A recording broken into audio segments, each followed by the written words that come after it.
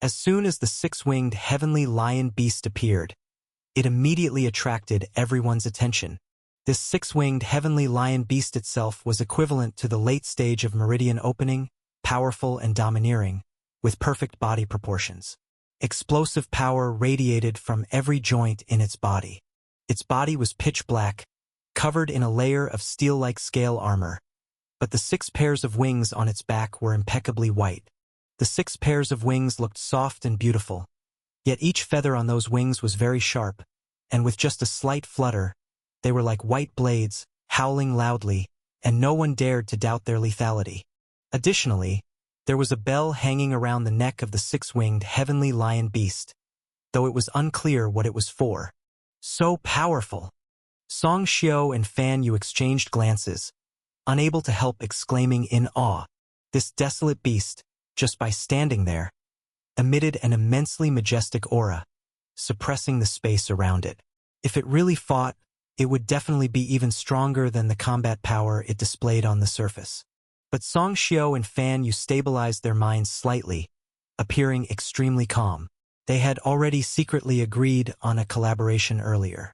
According to the normal way of nurturing desolate beasts, it would be difficult for the two of them to defeat the 6-winged heavenly lion beast, so they had already planned to join forces to deal with this 6-winged heavenly lion beast first, and then divide the victory or defeat between them. As for the local snake Zhang Xian, they didn't even consider him at all, because local snakes had 2 obvious disadvantages, and were very easy to target. They had chosen powerful desolate beasts during their earlier cultivation and modification of their beast's abilities, making it too easy to confront the local snake. At that moment, Song Xiao also opened the cage of the desolate beast he had nurtured and released it. Chiu!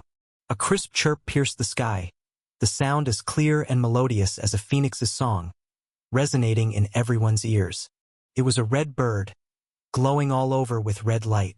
Its wings spanned over 10 meters when spread, brilliantly dazzling. Bright red, slim feathers clung to its body, arranged neatly like rows of willow leaves, softly distributed in one direction, beautifully lined.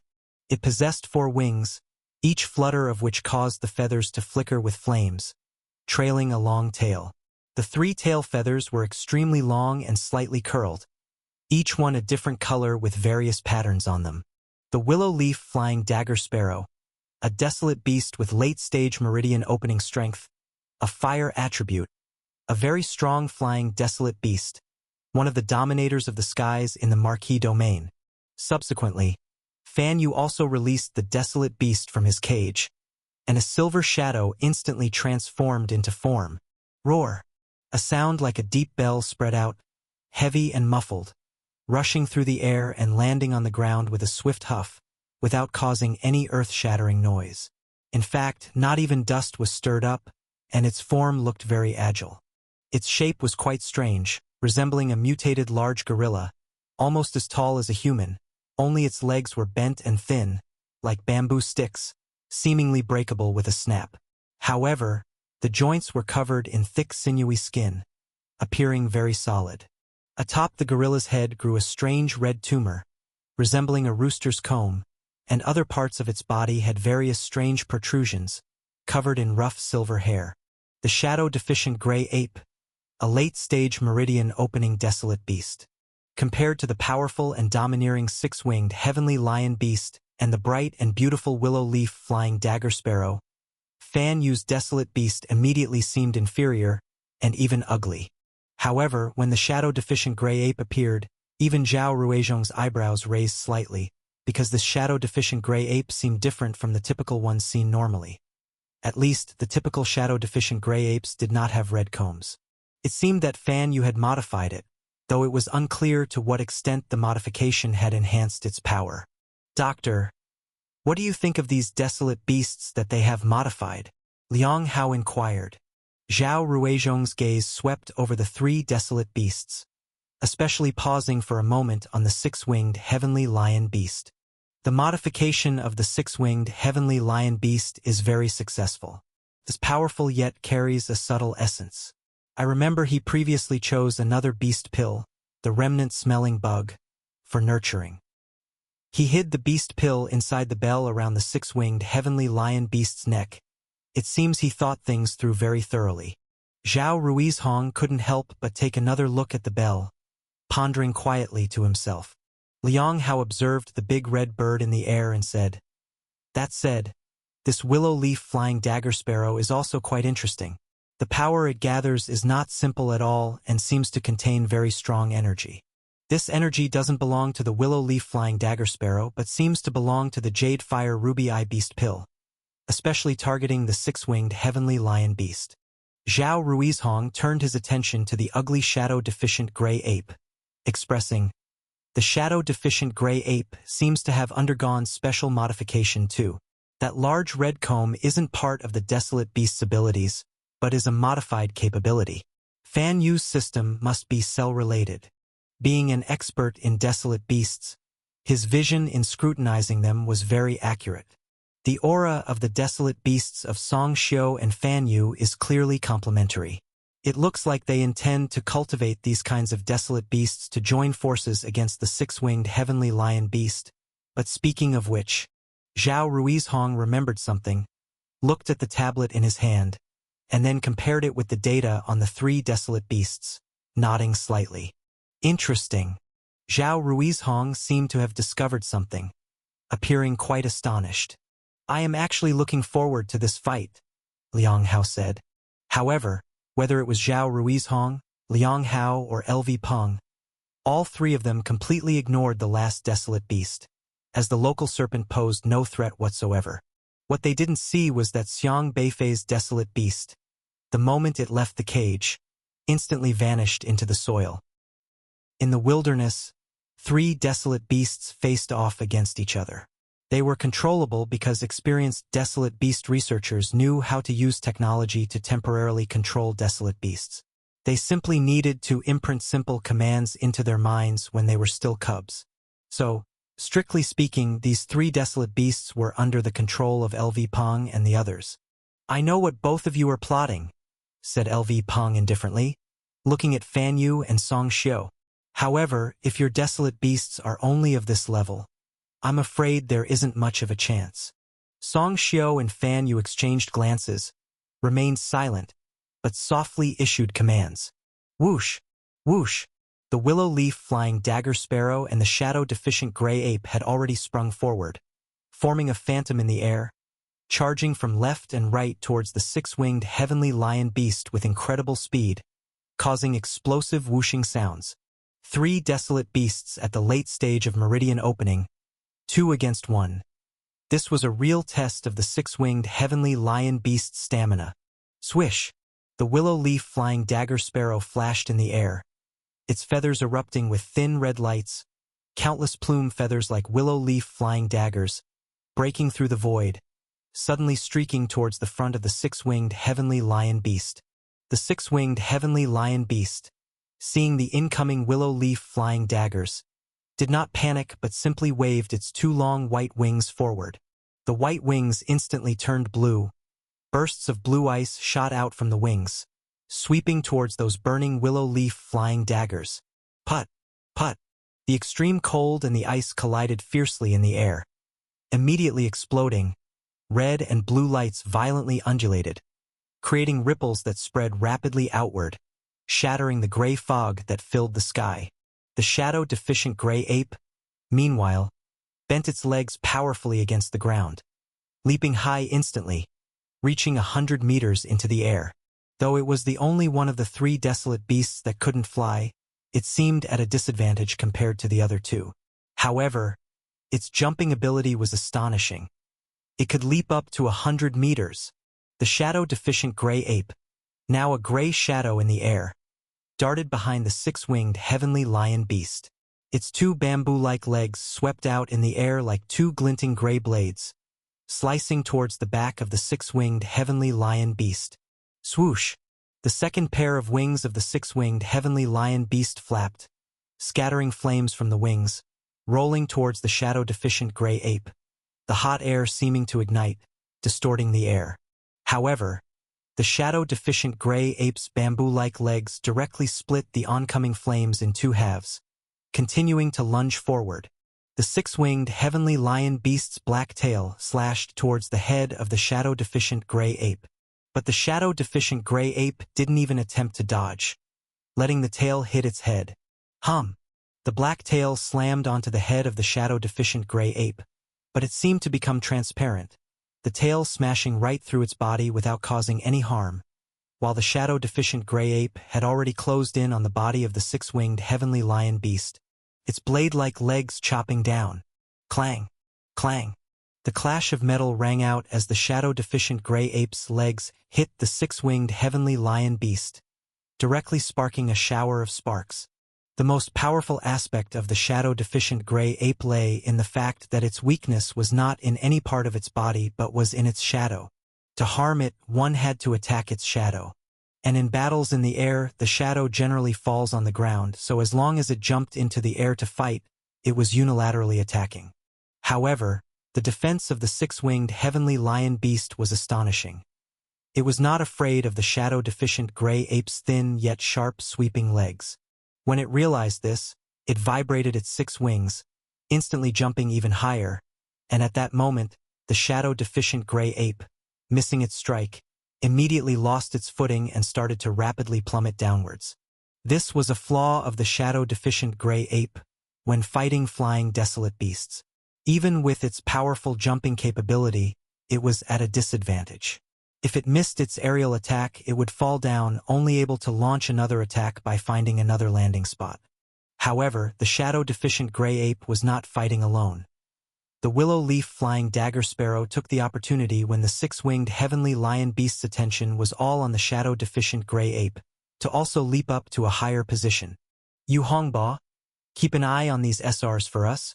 We'll go deal with him," Ho Chenggu yelled. "Okay." Yu Hongba had to take care of his own people. Otherwise, the SR would be directly overwhelmed by the flood. Zhu Xinjue's eyes revealed a trace of ferocity as he produced a massive glass sphere in his hand. The flickering sphere transformed into a ghostly radiance that enveloped the void. "Let's see where you can run to this time," Zhu Xinjue sneered. The glass ball was a UR rank space system item that could render any form of spatial transmission ineffective. Since everyone had a forfeit talisman, Zhu Xinjue was worried that Xiang Beifei might escape. Soon, Ho Chenggu, Zhu Xinjue, Chen Baiwen, and He Qiutong had Xiang Beifei completely surrounded. Their powerful auras were not inferior to the floods, and they kept a tight gaze on Xiang Beifei. "Xiang Beifei, although I know you are strong, we now have 4 people. I still advise you to forfeit." He Qiutong was not aware of Zhu Xinjue's plan. Her objective, like Chen Baiwen's, was merely to get Xiang Beifei out of the game. Xiang Beifei looked at the 4 people in front of him with an indifferent face. 4 people easier to deal with than 5. "Exactly, we don't want to harm you. Just drop out nicely, so you don't get hurt," Chen Baiwen said in a deep voice. However, Ho Chenggu and Zhu Xinjue were filled with endless murderous intent. "What are we waiting for? To get him out, we need to take him down first," Ho Chenggu shouted. This time, facing Xiang Beifei, he had ample confidence. Although he didn't understand how he was defeated last time on the stage, now it was 4 against 1. In his view, Xiang Beifei was certainly a dead man this time. Ho Chenggu, grinding his teeth, said, "Today, I will make you pay the price." That day, as an SSR, to be stuffed into a trash bin had been a total loss of face. Today, he must kill Xiang Beifei. 3 against 2. "Not too bad, it could be worse," Xiang Beifei said. 3 against 2? Zhu Xinjue scoffed. "Have we scared you to stupidity? Can't you even count properly now? There are 4 of us against you." With President Ren being so highly esteemed and moral, he himself said, "Names are not important, strength is what matters." For a senior to say such words, he must have an open and magnanimous mind. How could he fuss over trivial things like names with me? Why do your actions as President Ren's proud disciple deviate from his philosophy? Xiang Beifei looked at Ho Chenggu in confusion and added, "Haven't you even learned the slightest from him?" His words were watertight, first using irony on Ren Jianghai, then promptly elevating Ren Jianghai to a high status, making it impossible for Ren Jianghai to react to Xiang Beifei's mockery of names, and immediately and subtly disparaged Ho Chenggu. You! Ho Chengwu's face turned red with anger due to Xiang Beifei. In the sky, Li Zimu stood there, watching the people below in astonishment, and said, "They actually can't tell. The flood here was an illusion created by Li Zimu's poetry realm." Li Zimu's poetry realm had now reached the realm where truth and illusion were indistinct, but Ho Chenggu and Chen Baiwen were still SSRs, a rank higher in the system and in cultivation than him, so they shouldn't be in such a sorry state. Of course they can't tell. Not one of them is a system awakener of the spiritual power type, Xiang Beifei said. Xiang Beifei's spiritual power had adhered to the flood created by Li Zimu's poetry realm. So even though Li Zimu was only a latter-stage chi-controlling cultivator, his created flood had the power of the meridian opening stage. As for the suppression by system level, with Xiang Beifei present, SSR system superiority was merely a decoration. He had specifically asked Li Zimu for help to trap these people. But after traveling a distance, a fork suddenly appeared ahead. Xiang Beifei's shadow reappeared at the fork, but then disappeared again on this new path. "Which way should we go?" Ho Chenggu asked Chen Baiwen urgently. "I don't know. There are no traces." Chen Baiwen shook his head. "Forget it, let's split up into two groups, it will be faster that way," Zhu Xinjue said. "Splitting up into two groups means dispersing our strength. If we encounter Xiang Beifei, do you think we stand a chance against him?" Chen Baiwen asked. "Xiang Beifei is clearly being chased by that desolate beast. If we encounter him, how could we not have a chance?" Zhu Xinjue retorted. After discussing for a moment, they decided to split up but agreed to send a signal to the others if they encountered Xiang Beifei. If they couldn't find anyone after half an hour, they would return to the spot to regroup. To ensure mutual trust, they decided to mix their members. Zhu Xinjue and Yu Hongbo went one way with He Qiutong, while Chen Baiwen and Ho Chenggu went another. Ho Chenggu and Chen Baiwen led 3 SRs to the left. Chen Baiwen looked preoccupied, but Ho Chenggu still warned, "Don't forget our agreement." Xiang Beifei vaguely understood and said, "Digesting memory? When a desolate beast consumes the brain of another desolate beast, sometimes it can assimilate the memories of that beast, meaning the experiences of that beast become known to the other. If the green-haired caterpillar was crushed by Long Guoqing, it means it saw Xiang Beifei and the others. Even if the caterpillar couldn't understand human speech, its mind would still retain visual images. So when they encountered the green caterpillar, what exactly did they say? Did the green caterpillar remember it all? Eating the brains of other desolate beasts to compensate for their deficiencies and to expand their knowledge, the more they consume, the higher the intelligence these types of desolate beasts will inevitably possess. Powerful desolate beasts with simple minds are not to be feared. The most terrifying are those with high intelligence. At present, the main question is what kind of impression that green caterpillar, which was squashed by Long Guoqing, had left about them. Li Zimu's stone huts had been stacked up into many compartments, everyone separated by one, with no beds, no blankets. Although crude, such simplicity was the norm in the wilderness beyond the domain's bounds. When Xiang Beifei was heading back from his shift, Long Guoqing was standing with his arms crossed in front of him, leaning against the door, and asked, "Can I ask you a question?" "What?" Xiang Beifei said. "You're not an N-level awakener, right? You're at least SR, aren't you? Is that very important to you?" "It would make me feel a bit better," Long Guoqing said reluctantly. If he lost to an SR like Li Zimu, he wouldn't feel too embarrassed, as the other's talent was no weaker than his own. Both being SR, he could just win back the loss next time. But losing to an N-level awakener left a knot in his heart. "That's your own problem, and it has nothing to do with me?" Xiang Beifei didn't like explaining his system to others, because he fundamentally didn't have a system.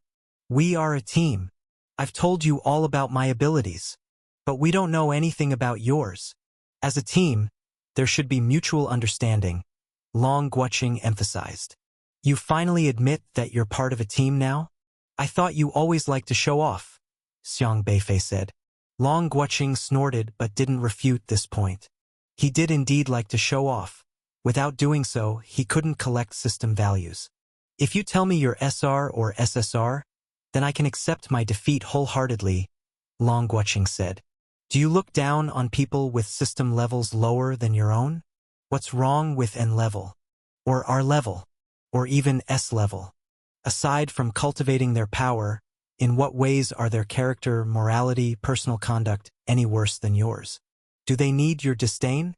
Do you enjoy finding a sense of superiority over those with lower system levels so much?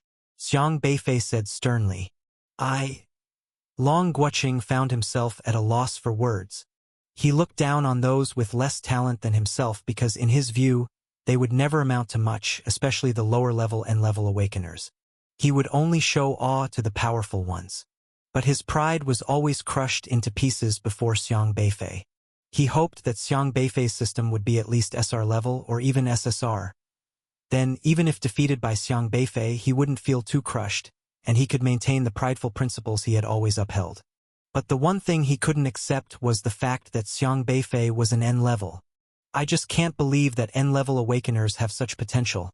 Their systems are so faulty. They'd only achieve so much in a lifetime. They can't possibly have such strength. Long Guoqing gritted his teeth. Why can't N-level awakeners defeat SR? How many can surpass Shang Tianxiong, who is also N-level?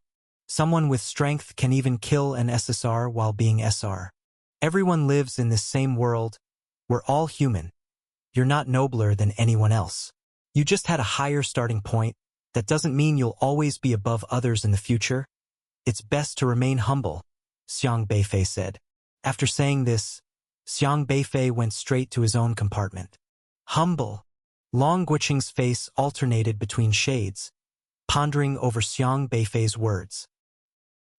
At around 9 in the evening, Yi Changfeng gathered everyone together, as he had obtained a schedule and a set of rules for tomorrow's competition. Elder Luo said, "We need to first discuss the situation for tomorrow. Everyone must be more vigilant."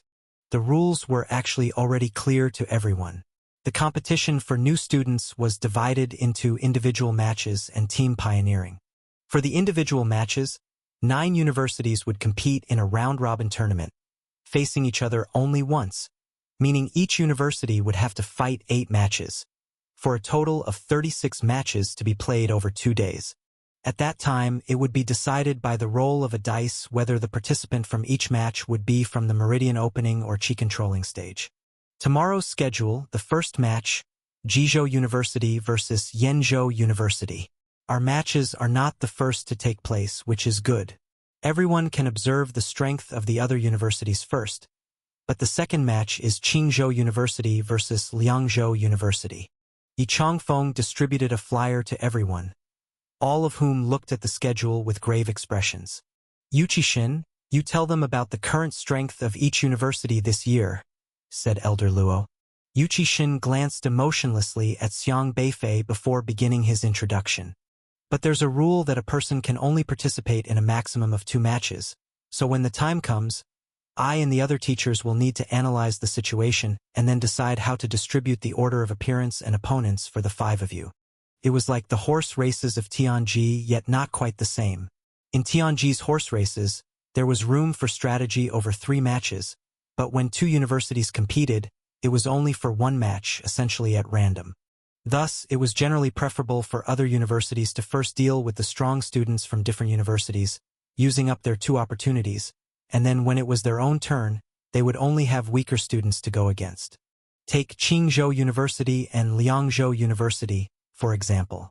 Qingzhou University has 2 SSRs this year, and each person can participate in 2 matches, meaning the 2 SSRs could at most compete in 4 matches.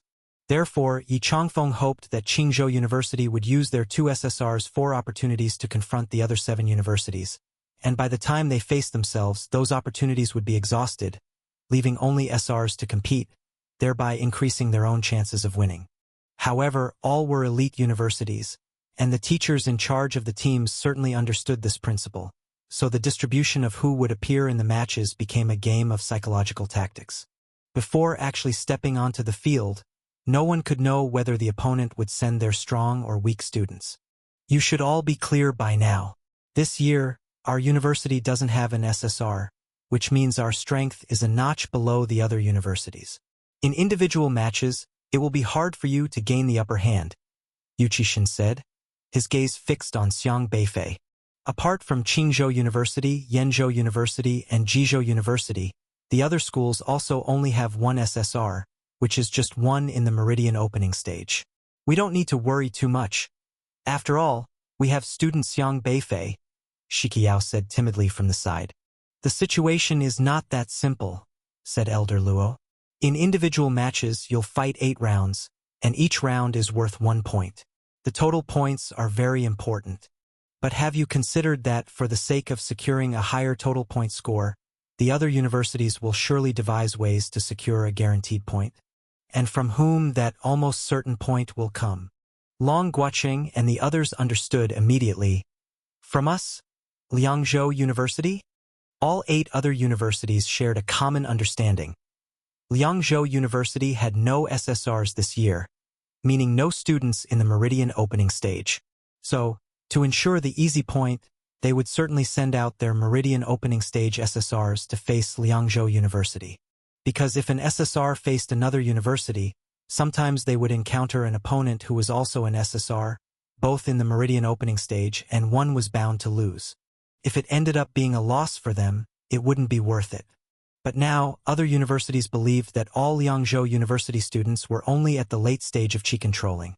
So sending a Meridian opening SSR to face the Qi controlling only Liangzhou University was almost a sure victory. Everyone wanted to pick on the weakest link first and clinch the easy point. Exactly. The opponents we'll be facing in each match might all be SSRs in the Meridian opening stage, Elder Luo said meaningfully. Everyone's expressions grew even more solemn.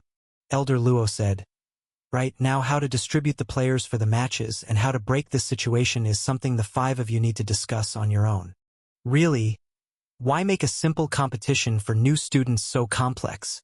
Ma Ziqian grumbled to one side. For these martial artists, the simplest solution would be to charge headfirst into a direct confrontation, saving time and effort. Because this is also a tactic. The 6-winged heavenly lion beast's wings were immensely huge, and when it flapped them, it was like whipping up a hurricane, scratching icy crystals out of the grassy ground. It possessed tremendous elemental control abilities, instantly freezing the ground with a thick layer of ice amidst the interplay of ice and fire, forcing the shadow-deficient gray ape to leap high to avoid it. But as the shadow-deficient gray ape leaped, its shadow appeared on the ice, and at that moment, another 6-winged heavenly lion beast swiftly landed, flying low, its massive paws striking towards the shadow of the shadow-deficient gray ape. Its target was the shadow's head. If it hit the head, the shadow-deficient gray ape would definitely not survive. However, at that moment, the shadow-deficient gray ape suddenly disappeared in midair, along with its shadow, gone. Everyone was slightly startled. Immediately following, an aura reappeared, and when the shadow-deficient gray ape re-emerged, it didn't attack the 6-winged heavenly lion beast, but instead leapt towards the gasping willow leaf flying dagger sparrow. Its figure was incredibly fast. In mere moments, it was beside the willow leaf flying dagger sparrow. Its sharp foot lifted and directly tore open the heart of the willow leaf flying dagger sparrow, revealing a bright red beast pill. The red crest atop the shadow-deficient gray ape's head quickly swelled into a bulge, split open, and swallowed the beast pill. Swish! A foreign aura suddenly engulfed the shadow-deficient gray ape, and following that, it emitted a fierce roar, the echoes thundering, and in the blink of an eye, it translocated from the ground to atop one of the 6-winged heavenly lion beasts. Nobody knew how the shadow-deficient gray ape managed to appear above the 6-winged heavenly lion beast. Not even the 6-winged heavenly lion beast itself realized. But after devouring the willow leaf flying dagger sparrow's beast pill, the aura on the shadow-deficient gray ape distinctly leveled up. Not only that, the shadow-deficient gray ape seemed to have acquired the abilities of the willow leaf flying dagger sparrow. With just one roar, the waves rolled out, and it translocated onto the back of the 6-winged heavenly lion beast, this terrifying mode of movement astonishing everyone. At the same time, the shadow-deficient gray ape's blade-like legs suddenly slid dramatically, chopping off the wings of the 6-winged heavenly lion beast at once. Roar! This six-winged heavenly lion beast emitted a sharp roar. With two wings on its left side chopped off, its asymmetric wings could no longer support its massive body, which started to wobble and spiral downwards like a headless fly. But the shadow-deficient gray ape was still on its back. It emitted a sound wave again, its legs below sharp as blades once more scraped. The right leg, sharp as a dagger, slicing right into the center of the six-winged heavenly lion beast's forehead. This cloned six-winged heavenly lion beast immediately stiffened up. Gurgle, gurgle. The red crest atop the shadow-deficient gray ape's head once again blossomed like a bud, its tendrils spreading like petals, directly devouring the massive six-winged heavenly lion beast. Then the red tendrils closed back up. How could this happen? Even SR-grade LV Peng's face changed. This? Zhao Ruizhong and Liang Hao were also quite astonished. Even they seemed not to have anticipated such a development. Initially in the battle, the shadow-deficient gray ape and the willow-leaf-flying dagger sparrow were suppressing the six-winged heavenly lion beast in combat. With the willow-leaf-flying dagger sparrow taking the lead and the shadow-deficient gray ape just using its desperate abilities to draw the six-winged heavenly lion beast's attention. It was more like cannon fodder meant to attract firepower. But with the assistance of the healing insect, which possesses strong healing abilities, the six-winged heavenly lion beast quickly adjusted, and by cloning, managed to beat the willow-leaf-flying dagger sparrow into a critical state. It was assumed that after losing the powerful leading player, the willow-leaf-flying dagger sparrow, the shadow-deficient gray ape wouldn't be able to combat the six-winged heavenly lion beast anymore, but unexpectedly, the shadow-deficient gray ape went on to devour the beast pill of the willow-leaf-flying dagger sparrow. And an aberration occurred, devouring the creature and acquiring its sound wave movement ability. They all knew. This definitely wasn't an ability inherently possessed by the real shadow-deficient gray ape. Both turned their eyes almost simultaneously toward Fan Yu, who had been quietly unspoken all this time. The ability to clone is indeed formidable, but I can guess what the disadvantage of a cloned desolate beast is. Finally, Fan Yu spoke, his voice proud, and within that pride was a trace of cunning. Beside him, Liang Hao rested his chin in his hand, his gaze intensifying. The strength gets distributed. Exactly, there's only one desolate beast, but you used this one beast to clone another, effectively splitting the strength of this desolate beast in two. Now you have no advantage. Fan Yu stared at LV Peng, chuckled softly. In the beginning, the attacks of the shadow-deficient gray ape weren't too severe. Its legs could only scrape sparks off the body of the six-winged heavenly lion beast, unable to breach its defenses. But when the six-winged heavenly lion beast was cloned into two, its defenses suddenly weakened. The shadow-deficient gray ape was then able to breach the skin of the six-winged heavenly lion beast. Zhao Ruizhong frowned, saying, "Not only that, but you initially didn't seem to let the shadow-deficient gray ape give it its all." Fan Yu's gaze faltered slightly. When Zhao Ruizhong pointed this out, Song Xiao suddenly realized what was happening and instantly became extremely angry. "Fan Yu, so you had been targeting my willow-leaf-flying dagger sparrow from the start. We agreed to collaborate against the six-winged heavenly lion beast and then determine the winner, but obviously, Fan Yu had held back. Under his command, the shadow-deficient gray ape was only feinting at attacking. In reality, it was waiting for the willow-leaf-flying dagger sparrow to be defeated by the six-winged heavenly lion beast, so it could then devour the beast pill of the sparrow. I was merely making rational use of limited resources, fully leveraging the shadow-deficient gray ape's strengths." Fan Yu smiled cunningly. Despicable. Song Xiao realized he had been tricked and was furious with embarrassment. Our study of desolate beasts is naturally for the purpose of transforming and controlling them, perfectly harnessing their abilities. I was only enhancing the shadow-deficient gray ape's strength, which is also a part of its transformation. I can only say you're too naive, Fan Yu said. Fan Yu had already prepared excuses for his actions. He knew that on his own, the chances of standing out in this audition were not great, but he was naturally a clever person, understanding how to utilize others to achieve his goals. So on the surface, he was collaborating with Song Xiao, but in reality, he was only using him. At this point, Song Xiao's anger was futile, as his own cultivated desolate beast had been annihilated. He essentially lost his competitiveness in this audition. Zhao Ruizhong asked, "The large red crown that has appeared on the shadow-deficient gray ape, is that due to your system ability?"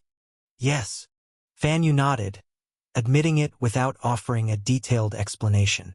Actually, his system was called the Cell World System, which gains strength by modifying cells. If he had a beast pill, he could use it as a cell nucleus to transform a cell into a rough cell, quickly endowing it with the capabilities of that beast pill. He used his system ability to modify the cells atop the shadow-deficient gray ape's head, granting it powerful devouring and assimilative abilities. But he was also aware of one thing. All the attendees knew the shadow-deficient gray ape's weakness lay in its shadow. Therefore, he chose a beast pill from the invisible beast, using it to, "Now, say goodbye to your desolate beast." Fan Yu snapped his fingers. Roar. Rolling sound waves once again swept across the wilderness, with the remaining six-winged heavenly lion beast unable to hide, caught in the midst of the sonic wave. Before it could react, the shadow-deficient gray ape had already appeared at the bell of the six-winged heavenly lion beast, removing it along with the healing insect enclosed.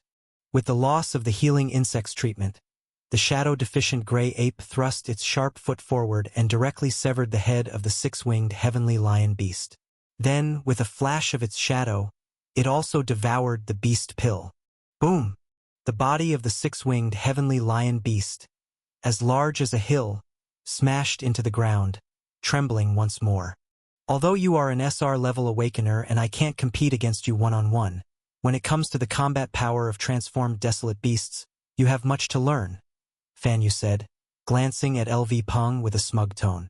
Honestly, he had managed to overcome the strong despite being weaker, although using tactics that were not exactly honorable. However, he hadn't broken any rules of the audition since everything had been achieved during the battle, constituting a kind of strategy. An S-level system awakener, using his transformed desolate beast to defeat an SR-level awakener's transformed beast, added a significant accolade to his resume for the future. LV Peng's face had turned ashen. Having just graduated from college, he had thought that with his SR-level system, he could easily handle any requirements during the interview. But he was still too young. He was the pride of his school, capable of surpassing his peers, with a certain arrogance believing he was invincible. But once he stepped out of university, lacking real-world experience, he stumbled here. "Doctor, there should be no doubt about who the winner of this contest is, right?" Fan Yu asked. But Song Xiu shouted, "Doctor, does your company really plan to hire such a cunning person?" Fan Yu proudly said, "You still don't understand. I am just..." But before he could finish, bang! The previously arrogant shadow-deficient gray ape, which had been dominating the skies, was suddenly slammed to the ground, creating a massive crater. Fan Yu froze, abruptly turning to look towards the wilderness. On the ground, a yellow serpent, as straight as a piece of dry grass, 2 meters long, stood there, hissing, its eyes coldly staring at the shadow-deficient gray ape it had blasted into the crater. "Excuse me, may I start now?" Xiang Beifei politely asked. When Zhu Xinjue changed his name and surname, Yang Chengze also got involved under Zhu Yiji's instructions, using his SR-rated subtle influence to change the minds of some students who suspected Zhu Xinjue was Zhu Pengfei. After Xiang Beifei led his team out of the withered forest, Yang Chengze pursued him, intending to pin Zhu Xinjue's death on Xiang Beifei as well. Unfortunately for him, he still underestimated Xiang Beifei. But last time, Xiang Beifei's strength wasn't enough to really influence Yang Chengze's thoughts and could only slightly guide him. But now it was different. However, Xiaohe had already charged out from Professor Gui's feet, extending its small claws, and shattered the square and round rules beneath Sun Hushuan's feet. "Minister Zhu, Commander He, you two have gone too far." Sun Hushuan, initially restrained, finally broke free and immediately cried out to stop them. Zhu Yiji's expression darkened once again. Sun Hushuan had also broken through his own square and round rules. Yet Zhu Yiji could no longer take action. The matter of today, he was already on shaky ground, and once he acted against anyone, It also made He Kaiwei realize something. He still had a chance to prove his innocence. He was dragged into this matter. But those words were only heard by Zhao Yong from Wu Shixian, claiming He Kaiwei instigated it. Even if Zhao Yong said it, it couldn't directly prove that the setup had anything to do with him. The only way to clear his own name now was to sacrifice the pawn to save the chariot. That is to say, Wu Shixian must be kicked aside. He just has to say that Wu Shixian is framing him. A hint of coldness appeared in He Kaiwei's eyes. The entire conference room had become a place of drawn swords and tense bows. Everyone stop. Don't be so presumptuous. Zhu Yiji finally stood up, voicing a cold command. You three dare to cause trouble in the school. Do you really not take me seriously? His gaze, like an eagle's, fixed on the three of them, especially lingering on Xiang Beifei. Even he had not noticed how Xiang Beifei had appeared in the classroom, which made him apprehensive. But at this moment, Zhu Yiji alone stood tall with an aura like the midday sun. He was still the most powerful person here. He could still suppress these few people. He quickly glanced at his system interface. Luo Yunxian has been detected to be angry. Would you like to spend uniqueness value to enhance your defenses? 10 million. However, Luo Yunxian had already raised his hand.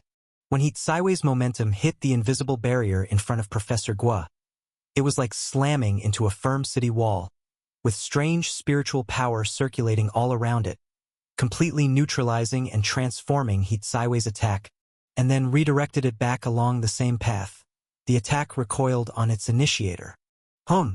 He Kaiwei was once again repelled by Professor Guo's counter. To be precise, he was repelled by his own momentum. How can this be? He Kaiwei stared intensely at Professor Guo. In the past, he only knew that Professor Guo was strong, but because Professor Guo only had a mid-stage orifice transforming strength, he never took the SR-rated Professor Guo seriously. But he had overlooked one thing. Professor Guo, with his mid-stage orifice transforming strength, might not have many attack methods nor great attack power, but he possessed the strongest defense in the alliance. This defense was his confidence to withstand a late-stage orifice-transforming martial artist. For him, the strongest defense was the counterattack. And He Kaiwei simply couldn't shake him. What's going on? Tell me the truth, Zhu Yiji demanded. Zhao Yong slapped his forehead and said, Wu Shixian was muttering to himself at that time. He said that Zhu Yiji and He Kaiwei both wanted to deal with Luo Yunxian, and he needed to take care of Professor Guo, who was close to Luo Yunxian. So, framing Professor Guo would require our false testimony. If he does this well, there should be great appreciation for him. Right? There's another person named Zhu Yiji, just like He Kaiwei, also instructing Wu Shixian to frame Professor Guo. Zhao Yong blurted it all out in one go. As his words came out, the whole meeting room fell silent. The 20-plus leaders of Liangzhou University in attendance were all inhaling sharply, feeling the chill. Zhu Yiji? Zhao Yong was saying that Zhu Yiji was also involved in the framing of Professor Guo. It is known that Zhu Yiji's frankness without evasion ability is witnessed by all. In this black square, absolutely no one lies. This means what Zhao Yong is saying now is 100% the truth. Zhu Yiji allowed Zhao Yong to reveal that he was also one of the culprits? Mr. E, how about your psychic defense? Can you block the influence of the UR Awakener system like Elder Luo? Xiang Beifei asked. Many high-level system awakeners can control lower-level systems with their own system. Yi Chongfeng's strength and talent were considered slightly above average in the alliance, but not a significant advantage. Barely. Many people in the alliance have grievances against Elder Luo and try to probe his secrets through me. So I have specially trained my spiritual power with Elder Luo. While I may not reach his level, at least I can protect myself. Yi Chongfeng's spiritual power was extremely strong. After all, he was Elder Luo's direct disciple. His talent might seem insignificant compared to Xiang Beifei, but in fact, he far surpassed the other SRs. Given the envy the alliance harbored toward Elder Luo, many naturally attempted to target Yi Chongfeng. Abilities that forced truth-telling or confused facts were types of psychic manipulations, and therefore he trained fiercely in defending against such psychic abilities to prevent those situations from occurring. Xiang Beifei was certain of this before he said, "This matter is actually related to me." He eventually told the whole story, only omitting the details about Xiao Shang, his grandfather, and the mountain. Yi Changfeng was extremely shocked after hearing it. "Such a big issue, why are you only speaking up now? Why didn't you tell us earlier? If not me, you should at least have informed Elder Luo," Yi Changfeng said, looking very angry and even a bit terrified. Although Xiang Beifei described it casually, Yi Changfeng could imagine how serious the situation was at that time. "Mr. Yi, what do you think Elder Luo would do if I told him?" Xiang Beifei asked. Yi Changfeng was taken aback for a moment before finally coming to his senses. "I was too hasty," he said. He knew Elder Luo's temperament all too well. The old man who was protective of his own would go straight to He Kaiwei for a reckoning without a second thought. However, if He Kaiwei dared to do such a thing, he would naturally have a contingency plan, and he would manage to completely extricate himself from the situation. In the end, it would be Elder Luo who seemed to be in the wrong. Elder Luo was already being marginalized by the Alliance, and confronting someone without evidence was unwise. Yi Changfeng frowned, weighing the pros and cons of the entire matter, and then said sternly, "No matter what, you are not to admit that you killed anyone, understand?" "I understand." Awakeners of rank SR, from stepping into the meridian opening phase to consolidating their soul and stepping into the God refining phase, would need at least 3 to 5 years or even longer. Awakeners of SSR rank would need about 2 to 4 years to reach the God refining phase. UR rank is the fastest, basically 1 to 2 years. Stepping into the God refining phase is no problem. The indestructible video was all it's doing. There were all sorts of skilled network technology awakeners within the Alliance. Yet when faced with the video settings Xiaohe had put in place, they became powerless. No matter how they used system items, they couldn't delete the related videos. At that moment, a lazy voice from the corner emerged. "Otherwise, how should one speak? The martial arts college always speaks with fists. Why don't you two have a fight?" Wei Tong turned his head and realized that, unbeknownst to him, Elder Luo had been sitting there, and his expression quickly changed. A fight? What a joke! Although he was an SSR, he couldn't block Yi Changfeng's punch. And Shiyu, on the other hand, realized something and spoke up. "You've reached the late stage of meridian opening?" Professor Guo also reacted, looking at Xiang Beifei in astonishment. He knew that Xiang Beifei had great talent, but normally by now, he should have at best the strength of mid-meridian opening phase. How could he suddenly have reached this level? After pondering for a moment, Xiang Beifei shook his head. "Not yet. So your cultivation level is?" Professor Guo asked cautiously.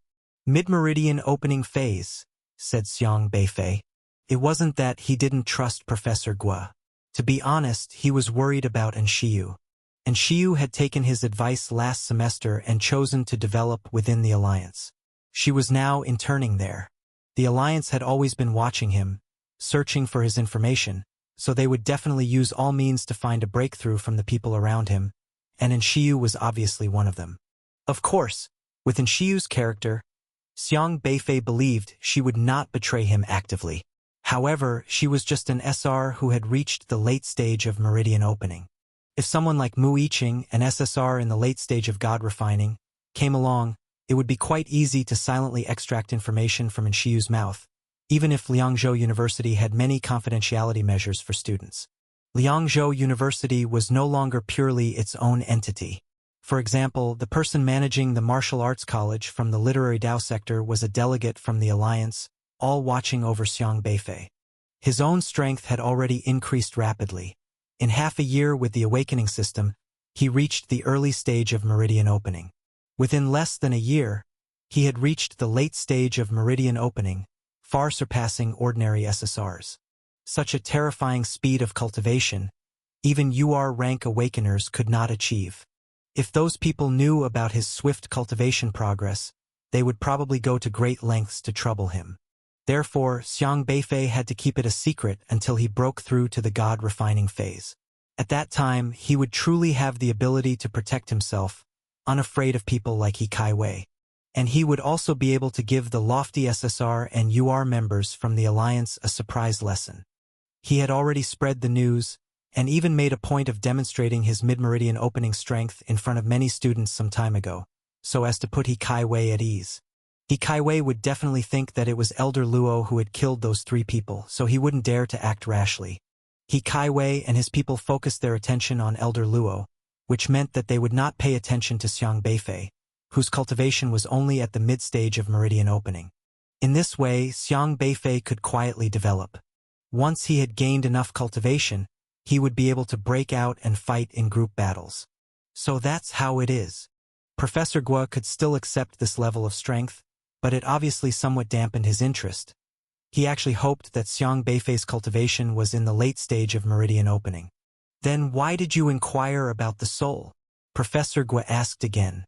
A powerful aura emanated from him, condensing into a sharp and potent qi that silently descended upon Ma Cainian. When Ma Cainian saw Xiang Beifei, his heart trembled, and the terrifying aura of Xiang Beifei startled him. After all, Xiang Beifei was rumored to be the man who could kill a late meridian opening stage one-armed crab with one punch. His presence here was no joke. Ma Cainian steadied himself and cursed silently.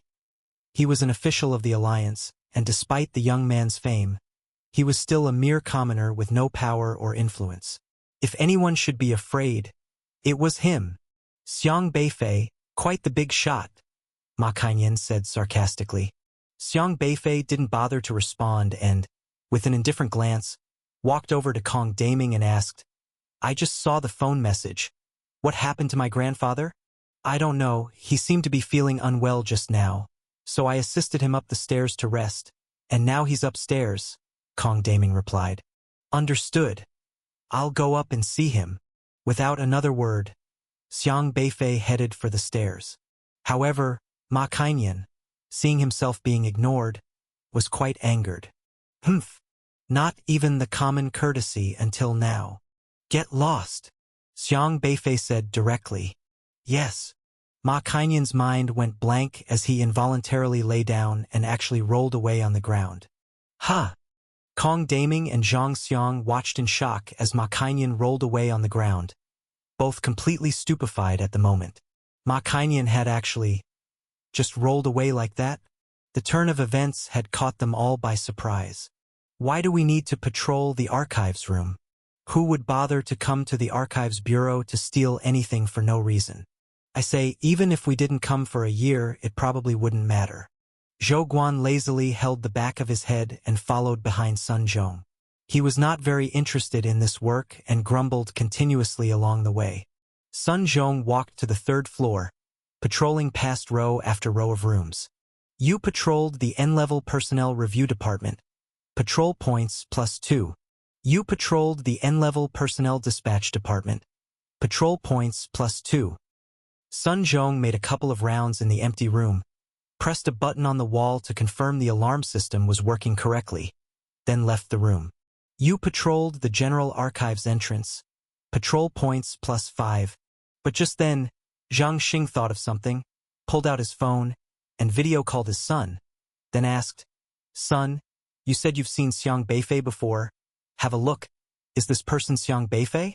During the initial orientation competition, although the students from the elite schools had not attended, the event had been broadcast live, and anyone with working eyes could recognize him. Though Zhang Xing's son was from Jizhou University, he had seen Xiang Beifei and, upon sighting him for an instant, he excitedly said, It's him! It's really him! The genius who trampled the Qingzhou University SSR under his feet. Dad, you actually met him? Oh my God! That was the legendary genius. You really are that Xiang Beifei. Zhang Xing was also stunned.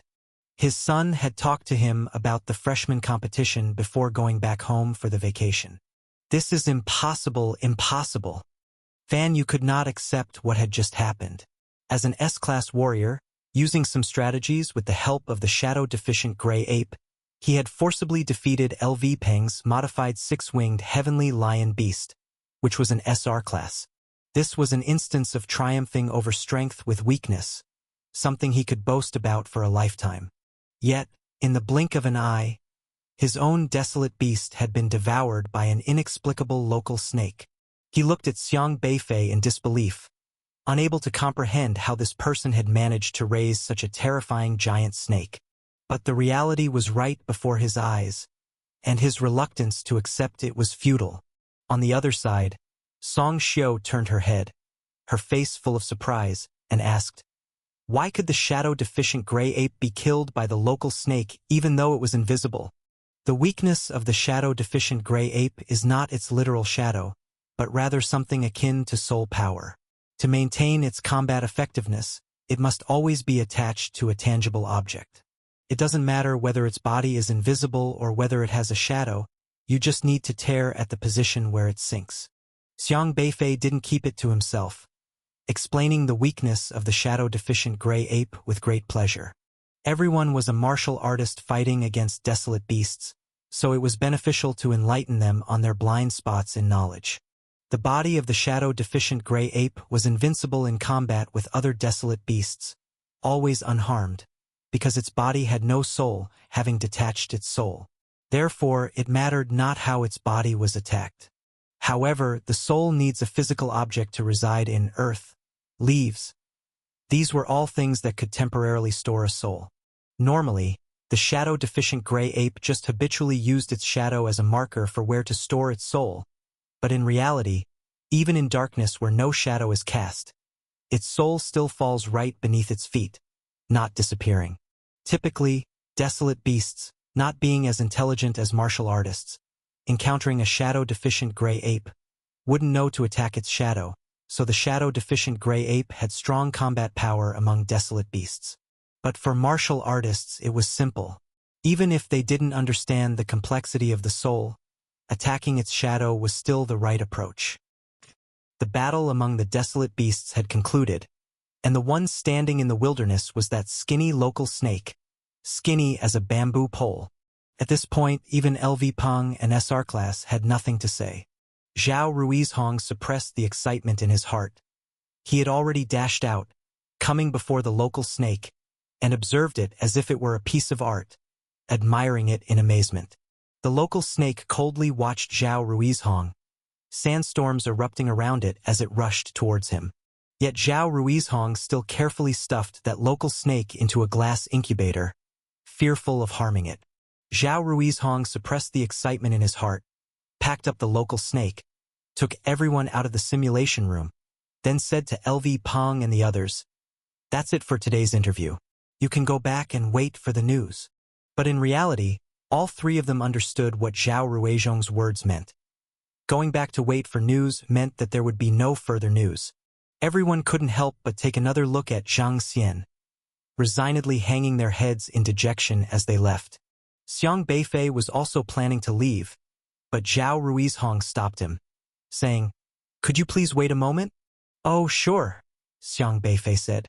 Zhao Ruizhong shut the door of the laboratory, then took out a glass incubator. The local snake inside was ceaselessly thrashing about in the dirt, trying to escape from the constraints of the incubator. But alas, Zhao Ruizhong's power was far greater. Unable to help himself, he crouched down and scrutinized the local snake from head to toe, as if appraising a rare treasure, his eyes bursting with uncontrollable excitement. At the start, when Xiang Beifei had opted to cultivate the local snake and the earth dragon, Zhao Ruizhong had disapproved of Xiang Beifei's choice, thinking of him as just an arrogant young man. However, he now realized he had almost misjudged. This young man truly had the capability. The local snake before him was proof enough. Perfect. Absolutely perfect. Did you merge the beast pills of the local snake with the earth dragon? Zhao Ruizhong couldn't help asking. Yes, I had read Dr. Zhao's research paper on the local snake and earth dragon in the last Alliance seminar. Dr. Zhao's research was very enlightening, so I gave it a try, Xiang Beifei said. You should know that was only theoretical research. Zhao Ruizhong wiped the sweat from his forehead in excitement, his eyes intensely fixed on Xiang Beifei, and said, I proposed this idea, but no matter what I did, I wasn't able to prove this theory experimentally. I just couldn't merge the Earth Dragon's abilities onto the local snake due to their rejection of each other. How exactly did you manage it? Zhao Ruizhong was incredibly excited. This matter was very important to him. Xiang Beifei said, "Actually, the reason Dr. Zhao's theory couldn't be realized was that it was impossible to obtain the appropriate Earth Dragon horn. It had to be removed at the very moment it gained power to avoid rejection by the local snake. With such a horn, transplanting it onto the local snake would be very simple." Exactly. The Earth Dragon has the ability to distort space, which inevitably affects the space in the petri dish. Moreover, it's impossible to find a horn of the right degree in a normal wild environment. That's why my theory couldn't be realized. As an early-stage SR in orifice transforming, Zhao Ruizhong was well aware of where his theory fell short. He then asked anxiously, "You just relied on an incubator? How did you manage it?" "I was able to monitor the process, thanks to my system abilities. The moment the petri dish was affected, I could sense it. My system ability is quite unique in this regard." Xiang Beifei attributed all unexplainable things to the system. However, Zhao Ruizhong was utterly astonished. "Your system? Your system can actually do that? The incubator is UR level, and it would be influenced by the Earth Dragon. How could you possibly?"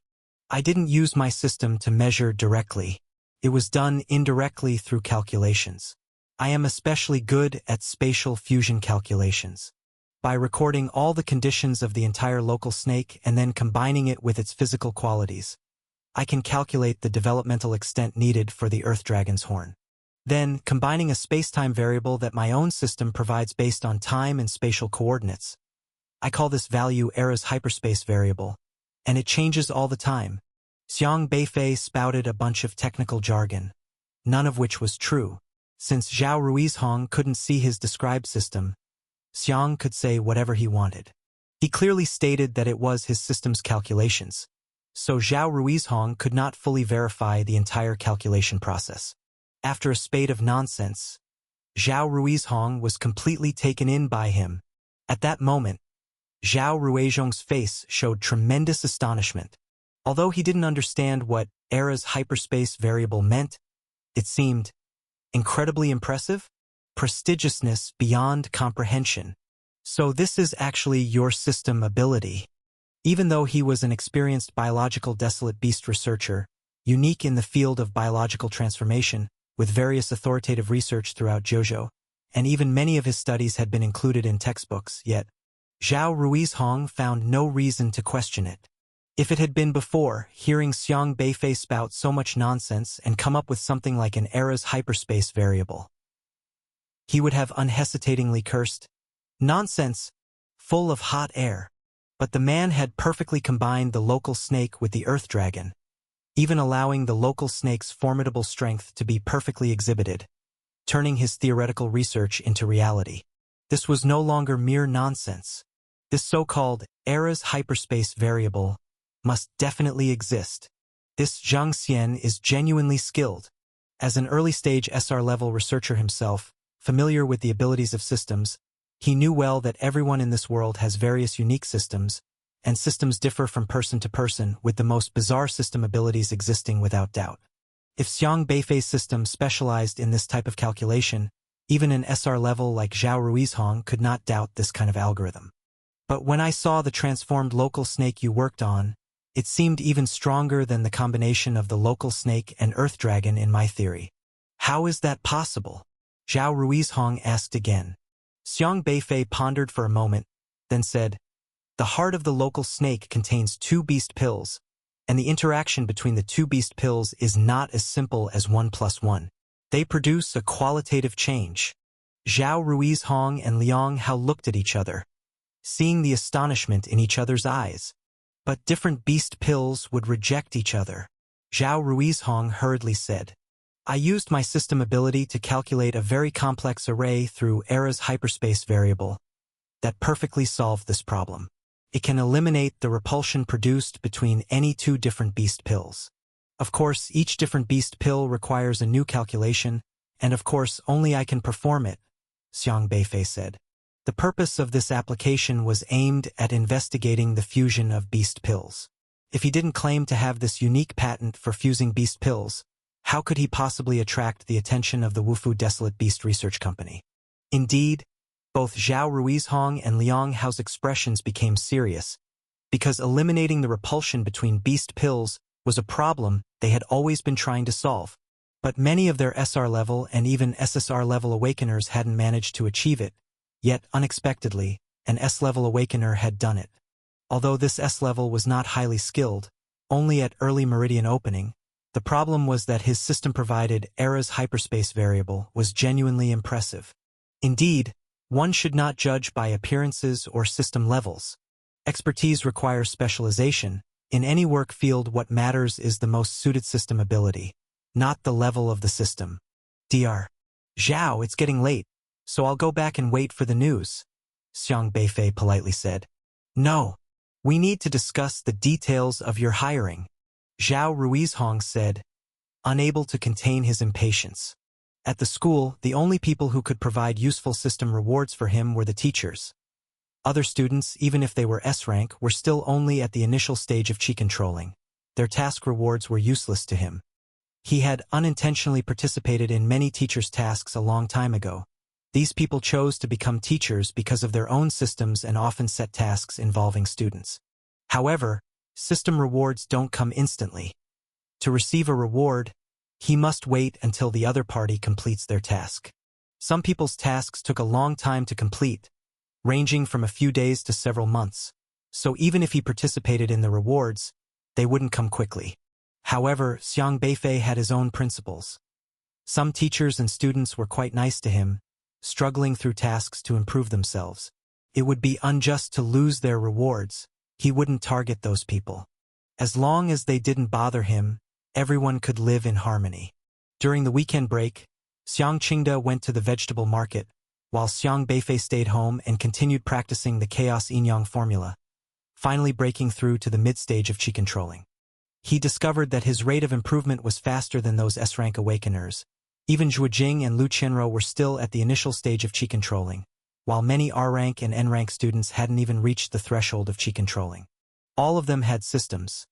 Strength improvement depended on completing tasks, and some systems provided various cultivation methods primarily to enhance physical fitness, which required personal cultivation. But clearly, the rate of progression varied. So you're the N-rank freshman who planned to use public pressure to enter Liangzhou University? Someone said. I heard your academic scores are high, but do you think our elite university is just for anyone who studies well? Another boy scoffed. Come, let big sister take care of you and teach you what elite really means. A girl in cool attire stretched lazily, picking her ear with her little finger. Hey, you Xiaoyao, we were here first. We're setting an example for the new students. You and your flower, moon, snow, wind club, get in line. A tall boy shouted. The girl called you Xiaoyao let out a string of bell-like laughter. What? Still sore from losing to us last time, Mount Tai Club? Trying to find your dignity from an N-rank awakener? Is that all you've got? What do you mean? We took it easy on you girls last time, couldn't you tell? The tall boy retorted. Ha! That's really funny. Ding Ming, since you guys love to give way, why not do it again? Yu Xiaoyao twisted her slim waist, giggling. We're all here to teach a lesson to a kid who doesn't know his place. Why the fight? Someone chimed in. Lu Jiwei frowned and stepped in front of Xiang Beifei, shouting, Hey, are you done? He's under my protection. Let's see who dares to touch him. With that, Yu Xiaoyao and the others also stopped to look at Lu Jiwei. Lu Jiwei, does your detective club also want a medal in this mess? Yu Xiaoyao cautiously watched Lu Jiwei, as she still had some reservations about Lu Jiwei, who was not someone easy to provoke. The tall boy Ding Ming looked at Lu Jiwei with a sneer. Lu Jiwei, are you saying that your detective club plans to cover for this trash that spoils the reputation of our Liangzhou University? Don't pin big labels on us. At this moment, a crew-cut boy came out from the crowd, and turning to Lu Jiwei, frowned. Lu Jiwei, what are you doing? Why are you associating with an N-rank? Don't ruin our detective club's reputation. Lu Jiwei angrily retorted. Are you guys idiots? How has Xiang Beifei spoiled the reputation of Liangzhou University? The news squarely stated that it was Yulei acting alone. Are you all deliberately ignoring the truth, choosing to ostracize based on your own biased notions? Everyone can talk on the news. I won't allow an N-rank person into Liangzhou University. He doesn't deserve it, right? This is a gathering place for the elite, not a dump for trash. N-rank people, get out of Liangzhou University. N-rank people, get out of Liangzhou University. Many people started shouting, though a few students nearby didn't join in. They just watched from the side. Not all elite students had a relentless disposition. Some were fairly rational. But from what the situation looked like at the scene, too many were against Xiang Beifei. Even if rational people spoke up, they risked becoming targets of this crusade. Lu Jiwei was very angry. Someone from her detective club was looking for her, asking her not to stir up trouble. But Lu Jiwei wasn't someone who shied away from conflict. She was fiercely arguing back. Lu Jiwei, if you keep covering for this N-rank person, our detective club will have to clearly distance ourselves from you, the crew-cut boy said. Distance yourselves if you must. Do you think I care? Lu Jiwei angrily clenched her fists, declaring, Come on. I'll say it here today. Whoever dares to touch a single hair on him will have to answer to my fists. Lu Jiwei, if you're so eager to fight, how about fighting me? A boy stepped forward, staring at Lu Jiwei. This boy was also an expert in the later stages of qi controlling. Lu Jiwei watched him warily. Evidently, this person was not easy to provoke, but she didn't back down. However, Zhuo Jing's expression was quite ugly. Now that Xiang Beifei had become the center of attention, his lucky score of 581 was no longer able to attract the admiration of others. He had to actively seek praise. So what if you score high? Acting as if you could get into an elite university. Zhuo Jing spat out in jealousy inside. The 9 elite universities, only Liangzhou University recruits N-level awakeners. But even Liangzhou University, when faced with N-level students, had to set assessment thresholds, not letting them pass easily. And Zhuo Jing, with his score, had more than enough to enter an elite university. Zhuo Jing looked at his system panel, where his appreciation value had reached 5,129, already enough to exchange for the piercing strike cultivation technique, and another task that required a score of 550 points plus gaining 2,000 praises, which could be exchanged for a double appreciation card, had also been completed. But he was not in a hurry to exchange. Now was not the moment to exchange for a cultivation technique. Currently, the crowd was all focused here, and he wanted to seize the opportunity to harvest more appreciation value. Soon, he thought of another way to attract the attention of others. That's right, with my score, it's more than enough to get into any of the 9 elite universities. After all, I'm an S level, not an N level. It's too easy for me to enter an elite university, but elite universities don't take N levels. Zhuo Jing loudly said this to a friend beside him, not concealing the pride in his voice. Originally, a group of people was gathering around Xiang Beifei. Hearing Zhuo Jing's words, they pondered for a moment before realizing the issue. Indeed, what does it matter if Xiang Beifei is the school's top scorer if he's just an N-level? Elite universities typically don't admit N-level students. Even Liangzhou University, the only exception, hasn't admitted N-level students for 10 consecutive years. Elite universities set very high thresholds for N-level students. After being led by Zhuo Jing's words, many people looked at Xiang Beifei differently, their admiration mixed with pity. How regrettable! An S-level with just 500 points can easily get admitted, but a Gaokao score of 732, blocked from the elite universities. Everyone sighed. The awakening system talent determined the threshold of universities. This world is just that realistic. But everyone also knew that this situation existed because the tasks of the N-level system were too outlandish, lacking logic and potential. In this world, a profound truth is, study needs to be applicable in practice. A good system allows for more skilled application of the knowledge you have from books. If you have an absurd system like the N-level, no matter how much knowledge you gain from books, it's very difficult to complete the system tasks, failing to achieve the aim of applying what you've learned. In other words, academic performance determines one's basic lower limit. while the level of system talent sets the upper limit for one's future. In the world of systems, high academic scores mean you understand this world more deeply than an average person, but that doesn't mean your future achievements are higher than others. If you compare a person to a tree, then the awakened system is like the fertilizer that helps to cultivate the tree. The fertilizer produced by an N-level system can at most let the tree grow to 1 meter, but R-level can make it grow to 10 meters, while S-level can reach 100 meters. As for SR and SSR levels, it goes without saying, they are enough to nurture a person into a towering tree.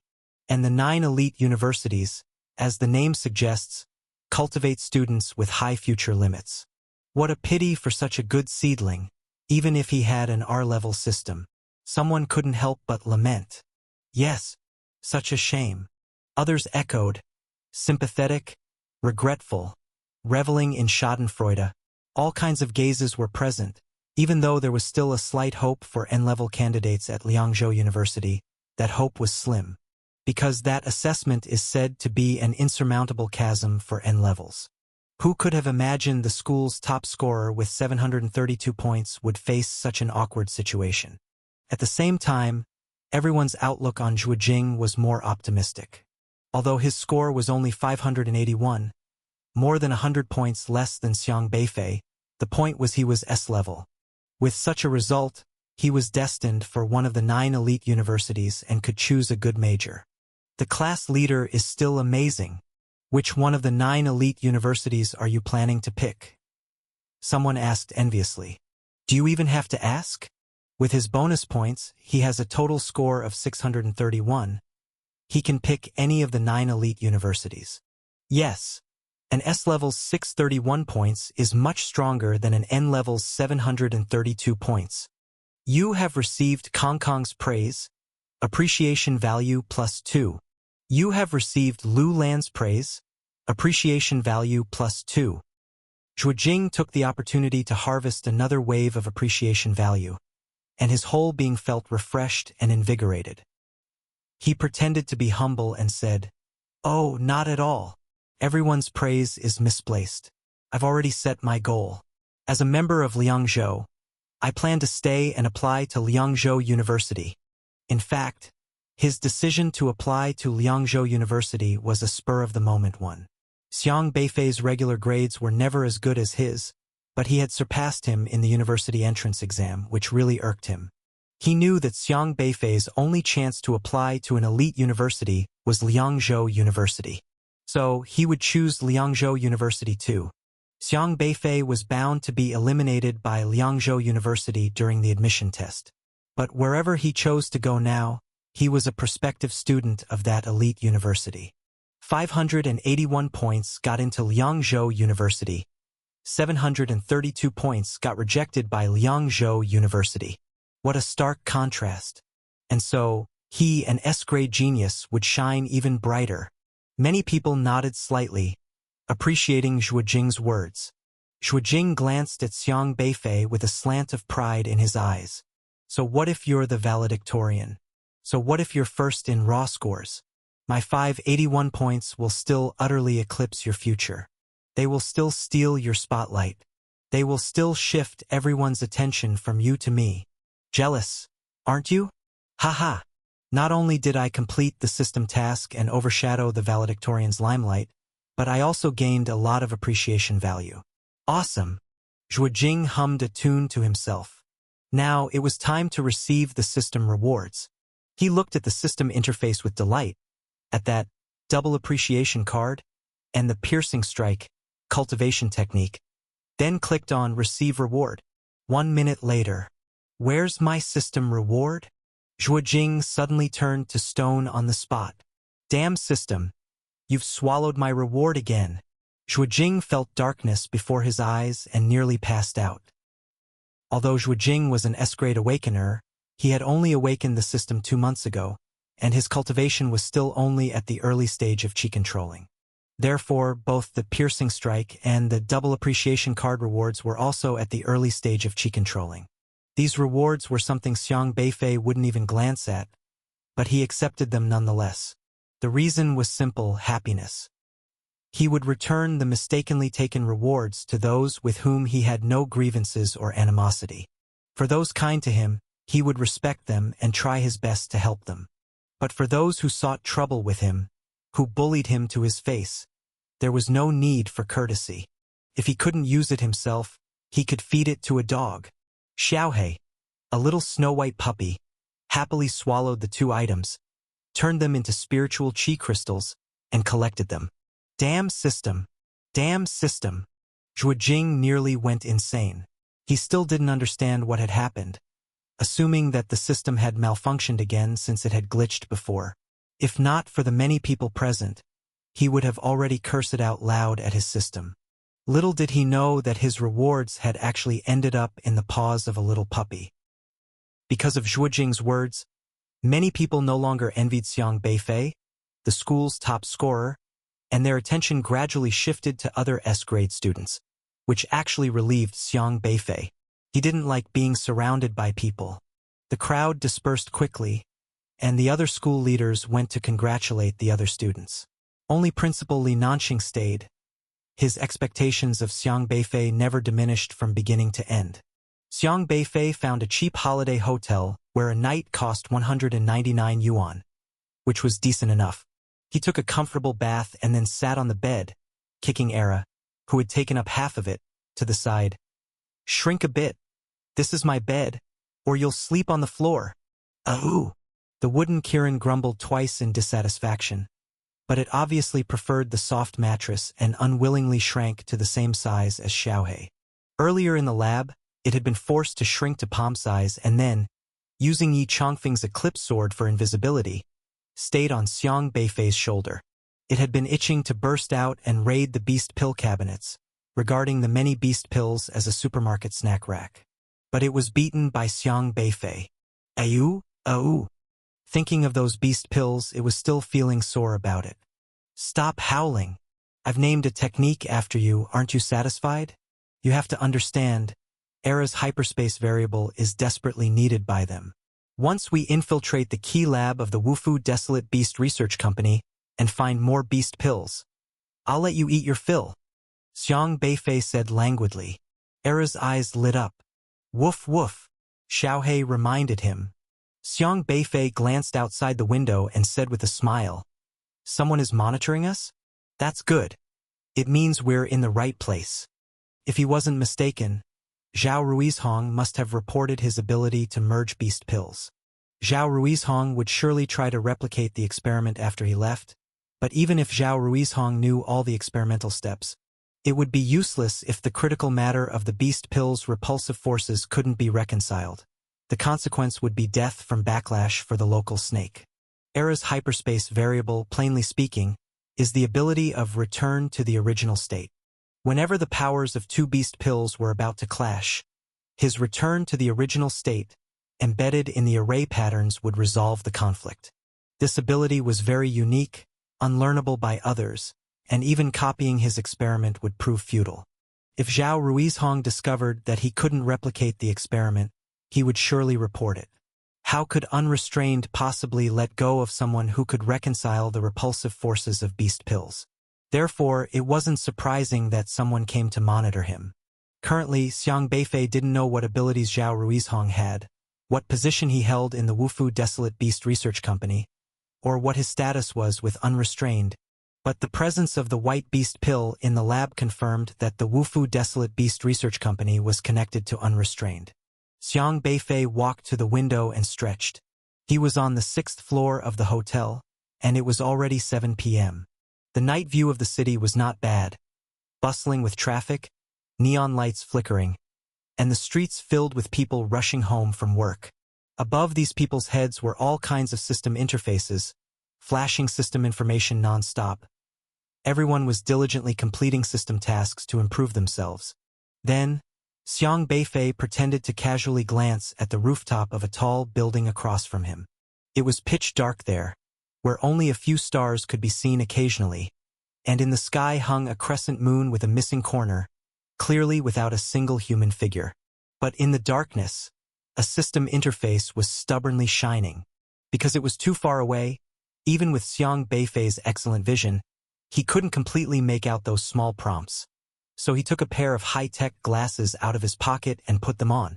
These high-tech glasses, used for surveillance by the Sioux people, had all sorts of functions, and using them as a telescope was more than sufficient. Ever since Elder Luo took over the Sioux Alliance, Xiang Beifei had conveniently acquired quite a few good things from him. He even specifically asked Elder Luo to commission some custom equipment for Xiaohei, who was his capable assistant. Host: Dai Ping. SR level, Lone Ranger system. Realm: Late God refining stage. This system increases his system value for any solitary activity he undertakes or for simply seeing an individual person, a flying insect, anything done alone. For a person who always operates solo, completing system tasks was ridiculously easy. Your solo surveillance of Zhang Xian's activities earned you plus 23 solo value. This was the latest prompt on the other party's system interface. This is a normal person. Xiang Beifei took a closer look at the other person's system journal and saw that their journal was continuously active. He had initially thought that whoever was monitoring him would be a modified unrestrained.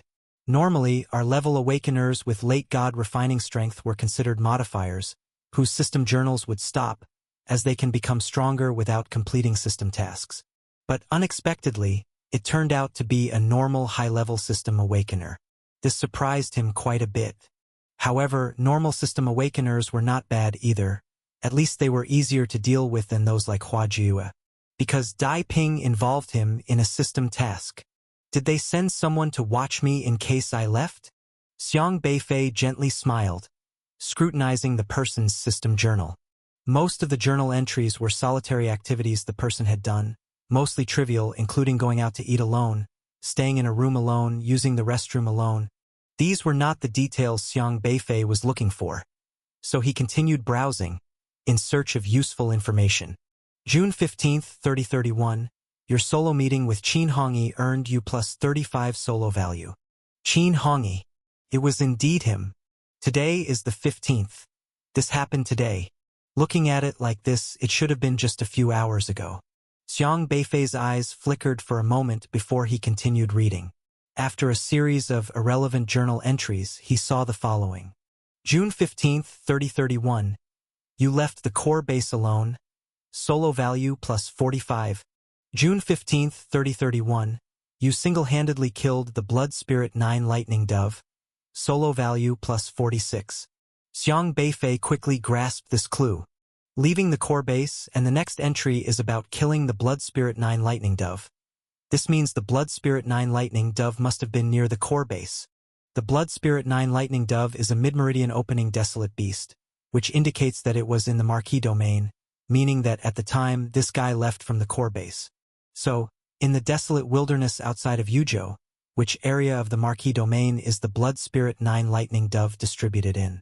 Xiang Beifei wanted to continue reading, but suddenly Dai Ping glanced over at a certain position, and a new mission appeared on his system interface. You took a call alone, solo value plus 21. That guy seemed to be talking to someone. His figure flashed to the side, and the system interface was blocked by the wall, quickly becoming invisible. Xiaohei, go and listen to what he is saying. Xiang Beifei turned to Xiaohei, who was playing with a mobile phone, and said, "Woof, woof." Xiaohei jumped up, wore a set of special high-tech glasses for dogs, looking like a spy dog, spirited and tidy, and disappeared from the room in no time. When it reappeared, it was already crouched next to Dai Ping's ear, earnestly fiddling with the glasses arm with its paw, seriously listening to the phone call with this unrestrained guy. Xiang Beifei withdrew his gaze and then went back to the room, sat on the sofa, and also pressed the glasses arm. Soon, two voices came through the glasses microphone. Yes, he's staying in room 603 of the Holiday Hotel. I'm monitoring him, Dai Ping said, his voice somewhat gruff. Any discoveries? The other voice was lower, but familiar. Then Xiang Beifei recognized it. It was Qin Hongyi's voice. Nothing. He seems to be just a normal Liangzhou University graduate. I've verified his records. He indeed is an S-class student from Liangzhou University, and the graduate's records check out. He's an orphan with no family, Dai Ping said. Who would have thought that the person we've been looking for so long would be at Liangzhou University? This student possesses a very special ability that is very important for our organization's research. Make sure to keep an eye on him. If he comes to the company tomorrow, that's fine. But if not, we will have to take forceful measures. Qin Hongyi commanded. Understood. Dai Ping replied, paused for a while, and then asked, how much longer can your heart hold out? Not much longer. I need to replace my heart again. The lifespan of these hearts is too short, and the rejection force is too strong. If we can confirm that this person's ability can solve the rejection issue with the beast pills, then we won't need to restrain ourselves in the future. We would possess the strength to counter the Su alliance, so we must recruit him, Qin Hongyi stated. All right, I'll keep an eye on him. If there's any situation, I will inform you. Dai Ping quickly hung up the phone and then redirected his attention to room 603 here. Xiang Beifei listened carefully to their conversation, which was quite surprising. This call provided him with a lot of information. Qin Hongyi's ability to possess orifice-transforming strength indeed relied on beast pills. But at the same time, it seemed that his heart needed to be replaced at any moment. This meant that those whose cultivations had surged abruptly were essentially achieving it by inserting a beast pill into their heart. However, there is a rejection force between the beast pill and humans. It is evident that without controlling this rejection force, the heart would deteriorate quickly. So, is this company doing so many desolate beast pill fusion experiments ultimately to find a way to overcome the rejection force? Xiang Beifei couldn't help thinking about that rampaging, out-of-control one-armed crab. If that's the case, then what comes next will be easy. The Era's hyperspace variable is his patent, and only he could perform it. His solution was simple. Implant a jade piece carved with array patterns in all the hearts, then seal a bit of the return to the original state power within it, so whenever rejection force arises inside the heart, it would be reverted to simplicity. This method was like putting a stent in the heart. But for Xiang Beifei, all it would take was a thought, and he could make the return to the original state ineffective at any moment, causing the return to the original state to destroy the heart. Clearly, Unrestrained must be using the combination of beast pills with humans to achieve a burst in strength, but they also have to deal with the consequences of severe heart damage. If Xiang Beifei were to install a heart stent for every member of Unrestrained, wouldn't he be able to control the lifeline of these people? As long as he wished, the lives of all those with implanted heart stents would be in his hands. Then dealing with Unrestrained would just be a matter of thought. Nice! Such an exciting task. How can I just let it go? Come on. I must help you mass-produce them. Xiang Beifei laughed happily. Once he had equipped all the hearts of those who got stronger through beast pills with stents, he could confront Unrestrained. If they dared to be arrogant, he just needed to snap his fingers, and a bunch of Unrestrained would collapse with a crackle and a pop. That scene would certainly be spectacular. When Hitsaiwei's momentum hit the invisible barrier in front of Professor Guo, it was as though it struck a tough city wall. This wall circulated with a strange spiritual power, dissolving and transforming Hitsaiwei's attack and then redirecting it back along the same path, striking back at him. Buzz! Hitsaiwei was repelled by Professor Guo's counterattack once more. To be precise, he was repelled by his own momentum. How can this be? Hitsaiwei stared intently at Professor Guo. Previously, he knew only that Professor Guo was very strong, but because Professor Guo was only at the mid-stage of orifice transforming, he never took SR-grade Professor Guo seriously. But he overlooked one thing. Professor Guo might only have mid-stage orifice transforming strength, and not many offensive techniques or great attack power, but he had the most formidable defense in the alliance. This kind of defense was the confidence he had to withstand late-stage orifice-transforming martial artists with only his mid-stage strength. For him, the strongest defense was counterattack. And Hitsaiwei couldn't shake him at all. Zhao Yong slapped his head and said, Wu Shixian was talking to himself at that time, saying that both Zhu Yiji and Hitsaiwei wanted to deal with Luo Yunxian. He planned to deal with Professor Guo first, Luo Yunxian's aide. So framing Professor Guo would rely on us giving false testimony. If he does well on this, he should receive great praise. That's right. There's also someone named Zhu Yiji, just like He Kaiwei, who also instigated Wu Shixian to frame Professor Guo. Zhao Yong spilled everything out in one breath. Once he spoke, the entire meeting room fell silent. The 20-plus leaders of Liangzhou University in the room all inhaled sharply, feeling a chill in the air. Zhu Yiji? Zhao Yong actually said that Zhu Yiji was also involved in framing Professor Guo. It should be noted that Zhu Yiji's ability of frankness without evasion was witnessed by all. In this black square, absolutely no one would lie. That means that what Zhao Yong just said was 100% the truth. Zhu Yiji had Zhao Yong reveal that Zhu Yiji himself was one of the culprits? Mr. E, how is your spiritual defense? Can you block the influence of the UR Awakener system like Elder Luo did? Xiang Beifei asked. Many high-level system awakeners can use their systems to manipulate lower-level ones. Yi Chongfeng's strength and talent were only considered slightly above average in the Alliance, and his advantage wasn't significant. Barely, many people in the Alliance have issues with Elder Luo and want to discover his secrets through me. So I specifically trained my spiritual power with him. I can't say that I have reached his level, but at least I can protect myself. Yi Chongfeng's spiritual power was incredibly strong. After all, he was also a direct disciple of Elder Luo. His talent might not seem to be much compared to Xiang Beifei's, but in reality, it far surpassed that of other SRs. Many in the Alliance were coveting Elder Luo's position, and naturally, they would try all means to start from Yi Chongfeng. Those abilities to compel truth, confuse facts, and similar system powers all belong to spiritual manipulation. So he practiced exceptionally hard on spiritual defense to prevent such incidents. Once Xiang Beifei confirmed this, he then said, "This matter actually concerns me." He finally explained the whole situation but left out the details regarding Shaoshang and his grandfather, as well as the mountain.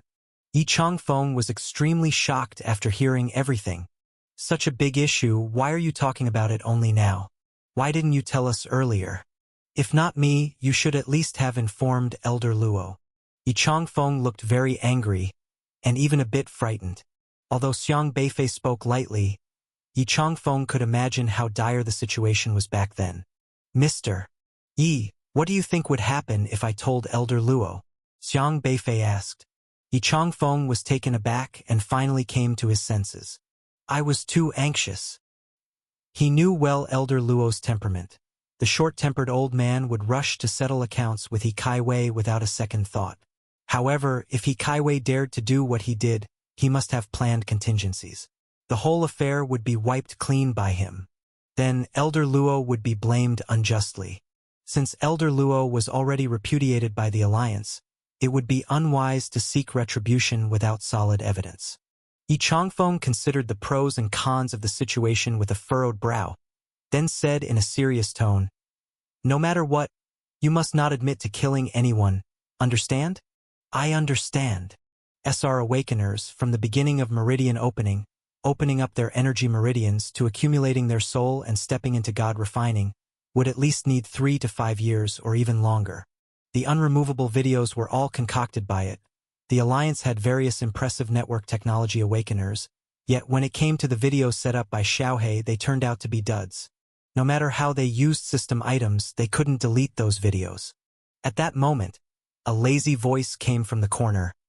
How else should you speak? In the martial arts college, it's all about speaking with fists. Why don't you two fight it out? Wei Tong turned his head to look, only to realize that Elder Luo was sitting there, not knowing when he had arrived. His face quickly changed. Fight? What a joke! Although he was SSR grade, he couldn't withstand a single punch from Yi Chongfeng. And Shiyu, on the other hand, sensing something, spoke out, "You've reached the late stage of meridian opening?" Professor Guo also reacted, looking at Xiang Beifei in astonishment. He knew that Xiang Beifei had great talent, but normally, by now he should at most have the strength of a mid-meridian opening period, so how could he suddenly have reached this level? Xiang Beifei pondered for a moment and shook his head. Not yet. So your cultivation level is? Professor Guo asked cautiously. Mid-meridian opening period, Xiang Beifei said. It wasn't that he didn't trust Professor Guo. To tell the truth, he was worried about Shiyu. Last term Shiyu had followed his advice and chose to develop towards the Alliance, and now she was interning with the Alliance. The Alliance had been keeping an eye on him, searching for his information, so they would definitely spare no effort to find a breakthrough from the people around him, and Shiyu was clearly one of them. Of course, given Shiyu's personality, Xiang Beifei believed she would not actively betray him. It's just that she was only an SR of the late Meridian opening period. If someone like Mu Yiqing, an SSR of the late God refining stage, were to come, they could easily extract information from Shiyu's mouth without a trace, regardless of Liangzhou University's many confidentiality measures for students. Liangzhou University was not purely its own anymore. For example, the literary Taoist managing the martial arts college was a person sent by the Alliance, all of whom were watching Xiang Beifei. His own strength had improved fast enough. With the awakening system, in half a year, he was already at the early Meridian opening stage, and in less than a year, he had reached the late Meridian opening period, far surpassing the usual SSR. Such a terrifying cultivation speed, even a UR awakener could not achieve. If those people knew how fast his cultivation speed was, they would definitely go to great lengths to trouble him. So Xiang Beifei had to keep it a secret, waiting until he broke through to the God refining stage. At that time, he would truly have the ability to protect himself and wouldn't fear people like He Kaiwei.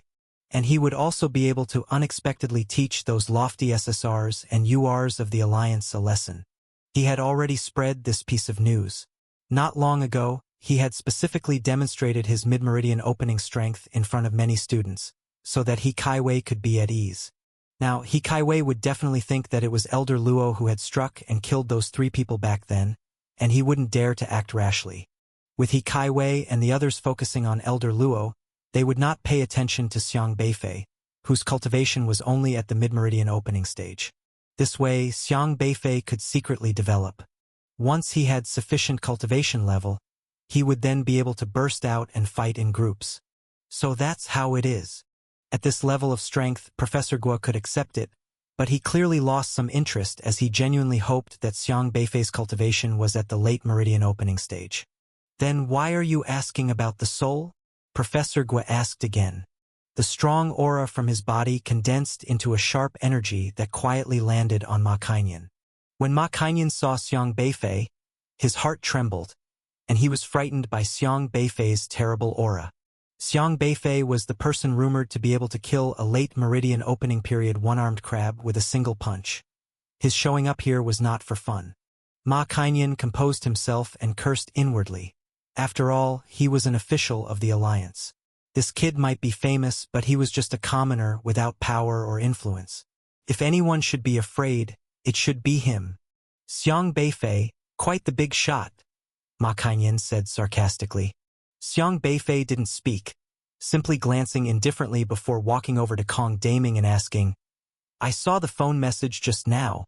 What happened to my grandfather? I don't know, he seemed to be feeling unwell just now, so I helped him upstairs to rest. He's upstairs now, Kong Daming said. Got it. I'll go up and see him. Xiang Beifei didn't say another word and headed for the staircase.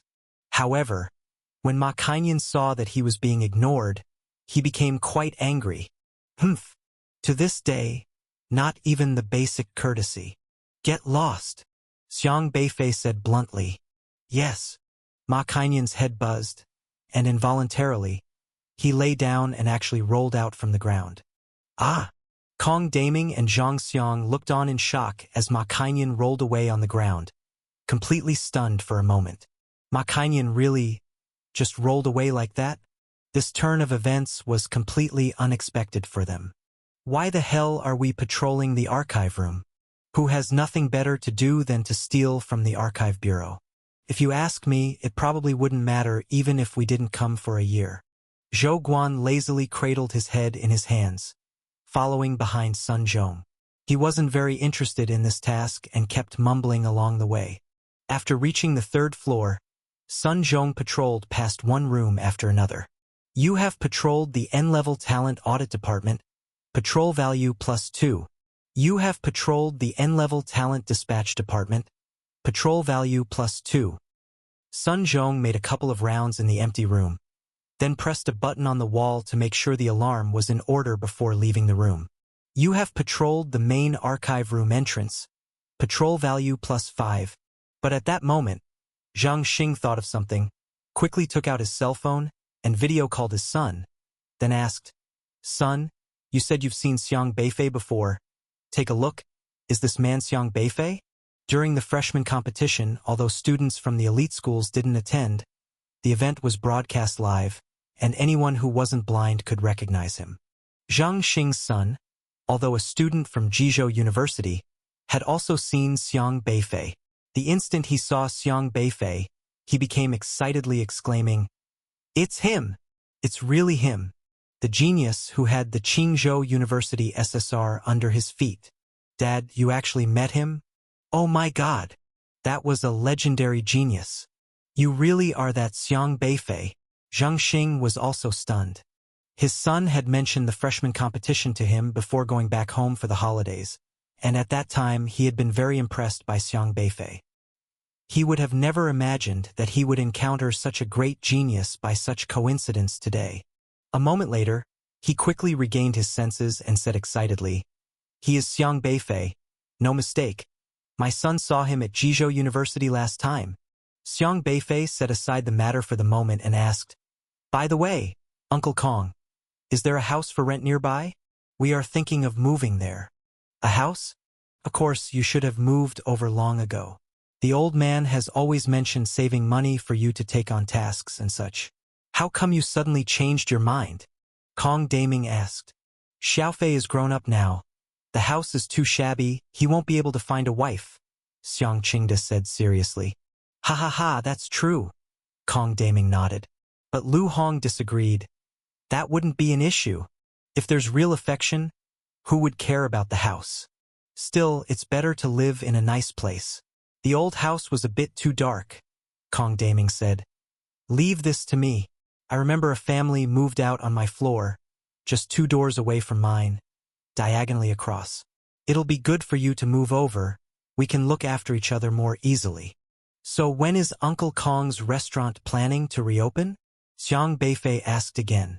The appearance of the desolate beast like the one-armed crab had not been thoroughly investigated, and Xiang Beifei had a suspect in mind whom he hadn't pinned down yet. Xiao Sheng, the SR who had disguised himself as an N-level clerk. On the day the desolate beast appeared, he had vanished without a trace, and Xiang Beifei wanted to see if Xiao Sheng would return to work.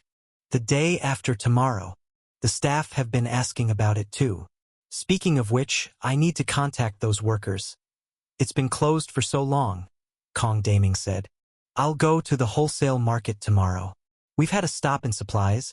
Need to renegotiate with them," Xiang Qingda added. Kong Daming quickly replied, "No need for that, Uncle Xiang. Please rest, I'll handle it. We've been idle for so long already. It's good to get moving. I'm familiar with that place anyway. With the reopening, there's a lot of work in the restaurant. Many customers have made reservations, waiting for the reopening to support us. You will be busy.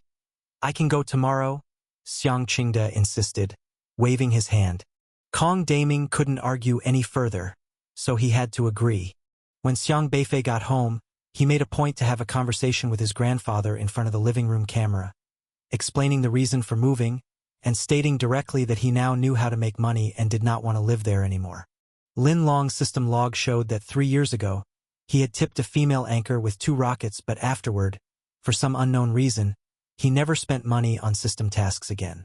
However, during these 3 years, it was impossible that he didn't spend any money at all, yet the system never made a judgment on this, which puzzled Xiang Beifei. To tell the truth, ever since he met the old woman with the Taylor system, he had this question. These individuals were clearly alive, so why did the system halt when a beast pill was added into their bodies? Xiang Beifei still could not ascertain the reason. But the moment he saw the God-rich system, he immediately thought of his grandfather. Originally, his grandfather preferred to live a life of poverty and saved all his money for Xiang Beifei, considering this very situation. If Xiang Beifei were to awaken a system like this one where spending money could enhance strength, then all the compensation from the alliance and the huge fortune left by Comrade Xiang Tianqing would definitely be spent by Xiang Beifei. Indeed, His grandfather had far-reaching wisdom. Xiang Beifei couldn't help but sigh repeatedly. With a god-rich system like Lin Long's, if born into a noble family, becoming stronger would be a matter of minutes. But if a poor person with no family background and no financial ability awakened this kind of god-rich system, the situation wouldn't be optimistic since he would need to spend money to complete tasks, and the system didn't provide a way to earn money.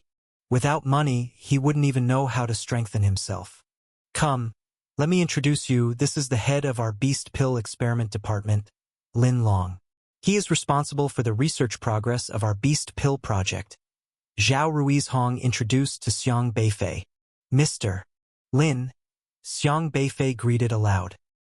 He glanced at another young man next to Lin Long, who was none other than Dai Ping, who had been monitoring him all night. Just call me Dr. Lin.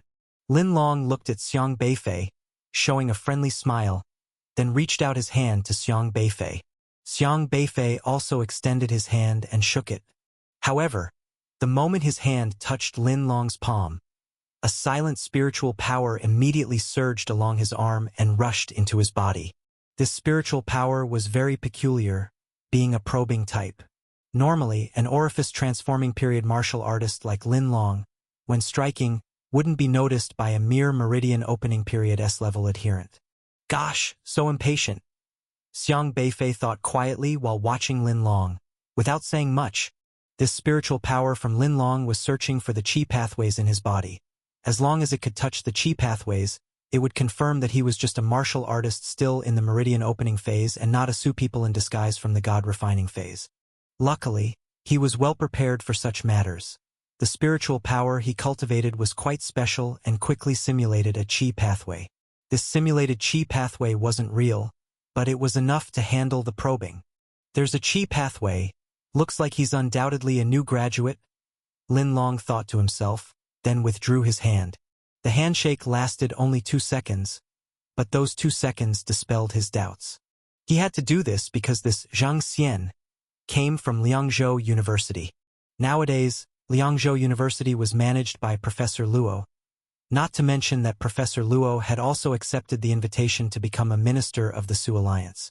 Therefore, Lin Long had to carefully check Zhang Xian's identity, because if he was going to rely on this young man to resolve the Beast Pill conflict, he would inevitably involve the young man in deeper corporate secrets. Only after ascertaining the situation and ensuring that the student from Liangzhou University was just looking for a job normally and not sent by Professor Luo would he feel relieved. Zhang Xian, the system level here is not crucial. What matters is your ability. The company will help you plan your career properly, and as long as you perform well, the company will never treat you poorly, Lin Long said smiling. I will work hard, Xiang Beifei responded eagerly. Then Zhao Ruizhong said, Zhang Xian, let's drop the formalities. Yesterday you mentioned the Era hyperspace constant, and we were really curious about it, wanting to know if you could also solve the repulsion problem of integrating other beast pills. It should be possible. The principle is the same, Xiang Beifei said.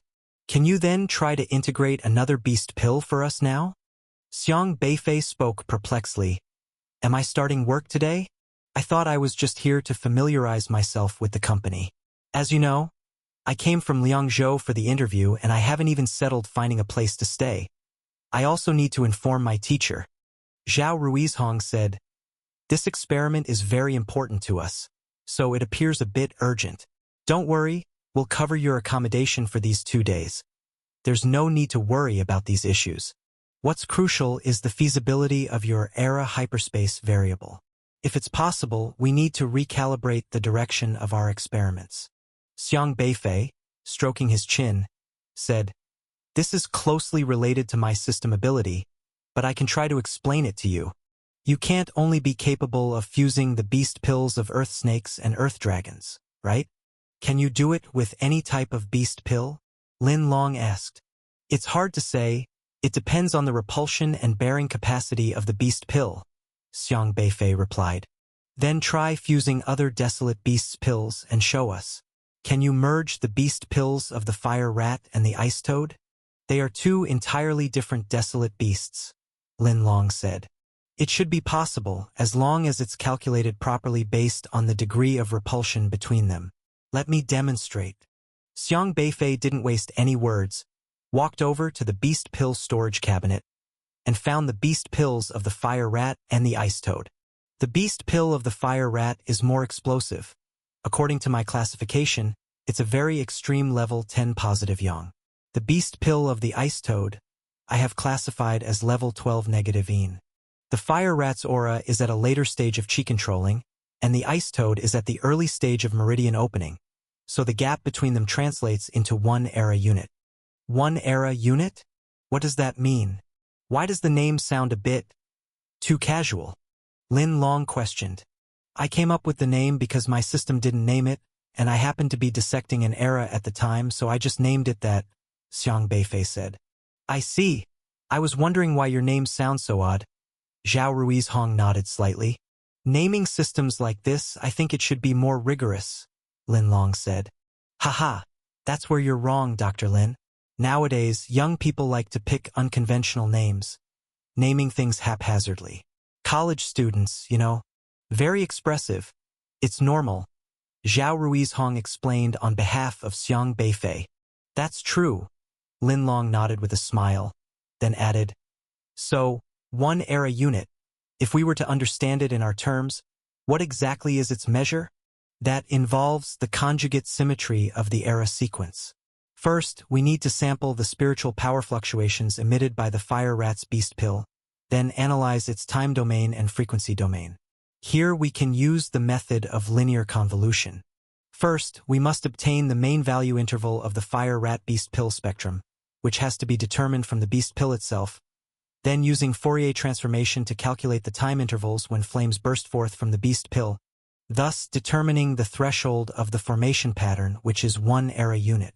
This way, when the beast pill outputs energy, the magnitude of the energy is controllable, and this number is really important as it determines the first variable of the era hyperspace variable, because we need to link it to the formation jade, and then the second variable.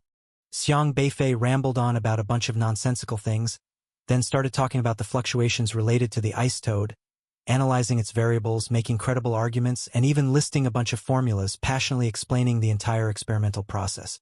Zhao Ruizhong and Lin Long both looked utterly confused as they watched Xiang Beifei. The words Xiang Beifei used were all familiar, but when put together, everyone was simply bamboozled. Zhao Ruizhong, a PhD in biological transformation and an expert in every aspect of desolate beasts, could analyze what kind of desolate beast a piece of charred bone ash came from. Really a true expert. However, listening to Xiang Beifei's explanation, his head buzzed, completely unable to follow. What on earth was he talking about? Liang Hao and Dai Ping were equally baffled. Dai Ping was somewhat okay with it since he wasn't specifically doing biological research, so not understanding didn't matter, but Liang Hao, also a biologist, was totally out of his depth. Does this knowledge actually exist? All the doctors were pondering. Why had they never studied such topics during their university years?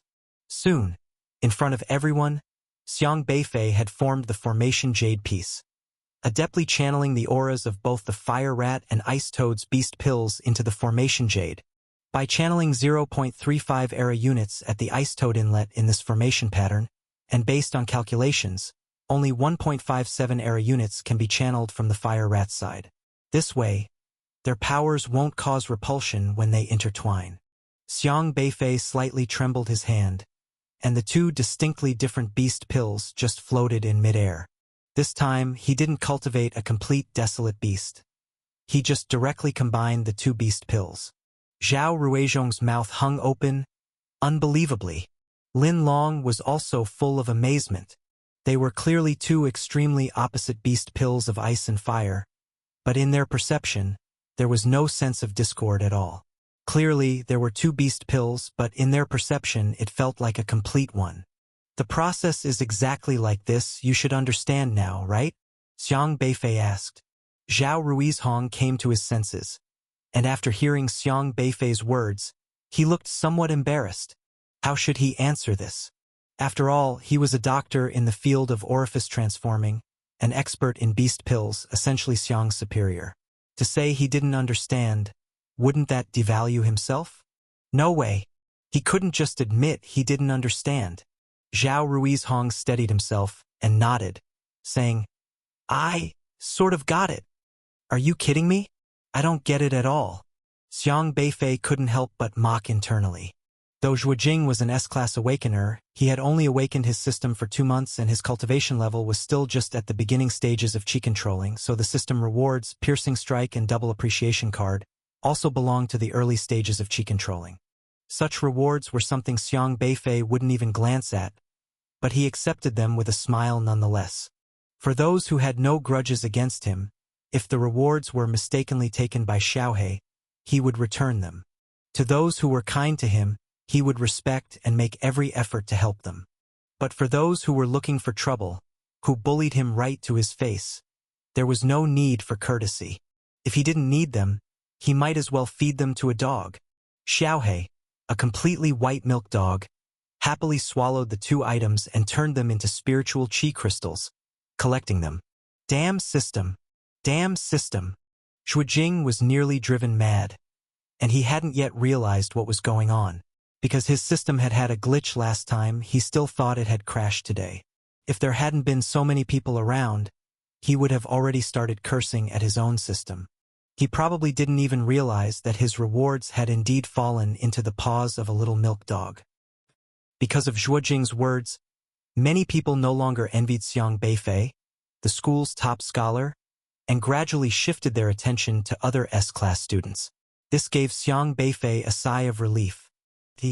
Li Nanqing mentioned the Outer Desolation, and his expression turned serious. The Outer Desolation, beyond the territories of Zhuzhou, was filled with various dangerous and powerful desolate beasts, ferocious and terrifying. The task of the pioneers was to eliminate the desolate beasts in a region and then expand the territory of Zhuzhou, securing more living space for humanity. This was a very daunting task, as desolate beasts would not be easily eradicated, and it was more likely that the pioneers would be besieged and killed by them. This was also the reason why the status of pioneers was highly esteemed. They fought for humanity's living space, often risking their very lives. In Zhuzhou, if one's cultivation hadn't reached the meridian opening realm, they were generally not allowed to venture into the Outer Desolation, as those at the Qi controlling stage going there was virtually tantamount to courting death. I don't understand what those people at Liangzhou University are thinking to set up such an admission test. Li Nanqing said discontentedly. It was as if the words N-class awakeners not welcome were written for all to see. But he was just a high school principal and couldn't interfere with Liangzhou University's affairs. He felt the injustice, but there was nothing he could do about it. Of course, you don't need to worry. You're not yet at the Qi controlling stage, so the test they set for you should be in the simulation training field. Elite universities have simulation training facilities. That's what they will. Li Nanqing said. Xiang Beifei fell into deep thought. The admission test was to enter the Outer Desolation? His parents had gone to the Outer Desolation and never returned. What that place was truly like, he had yet to experience for himself.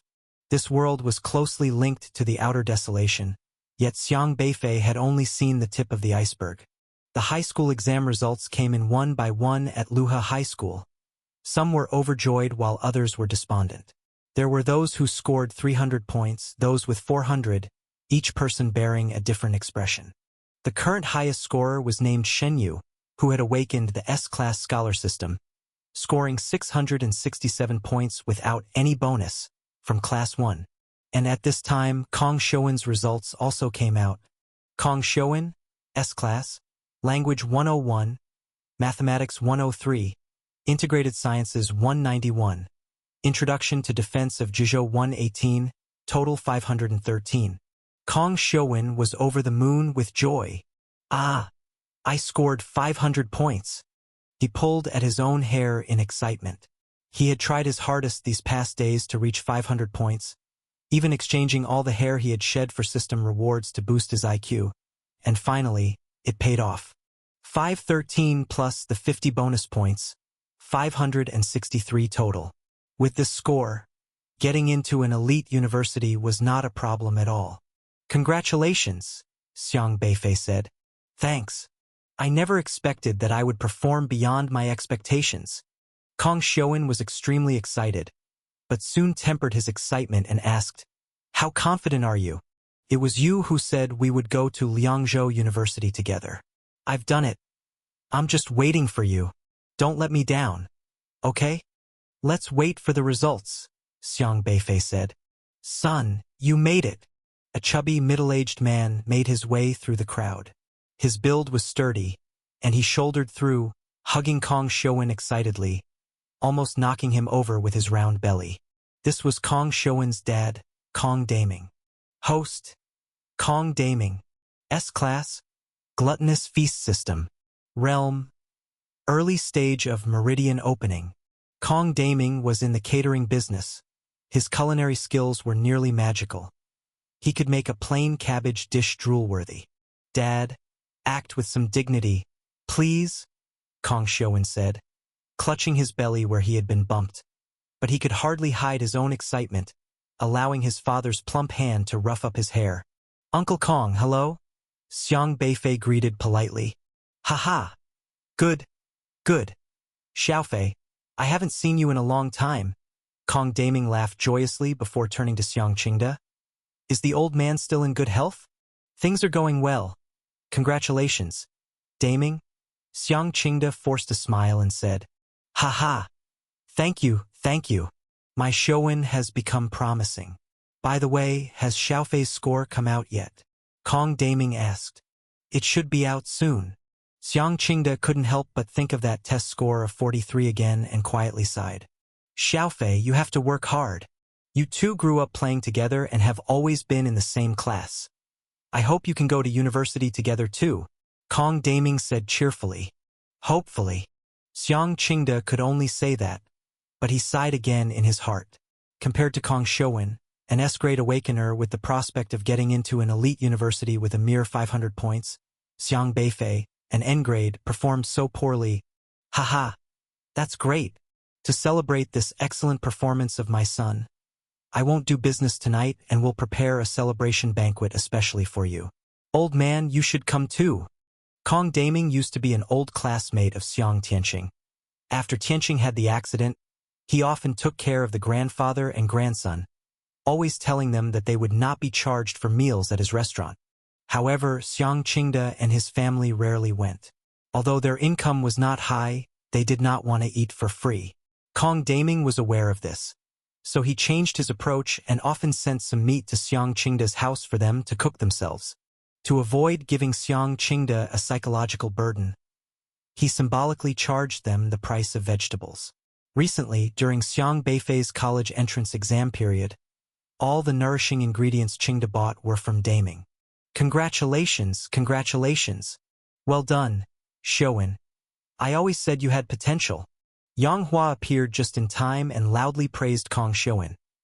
Shouwen had also brought him a teacher's prestige value of 563, which was a significant addition to his earnings. Kong Shouwen was not fond of Yang Hua. Before he awakened his system, he and Xiang Beifei were both subjects of criticism. After his awakening to the S-grade system, Yang Hua's attitude toward him dramatically changed. Kong Shouwen was an upright person and did not like people like Yang Hua. But Kong Daming was unaware of these details. With a teacher offering congratulations, he naturally had to be polite. Haha. Thank you, Professor Yang. And we should thank you for your cultivation of him. Not at all, not at all. I had seen from the start that Kong Shouwen was a student full of potential, destined to achieve greatness. I am not surprised at all by his accomplishments, Yang Hua said with a smile. Kong Shouwen rolled his eyes on the side. Cultivation, my ass.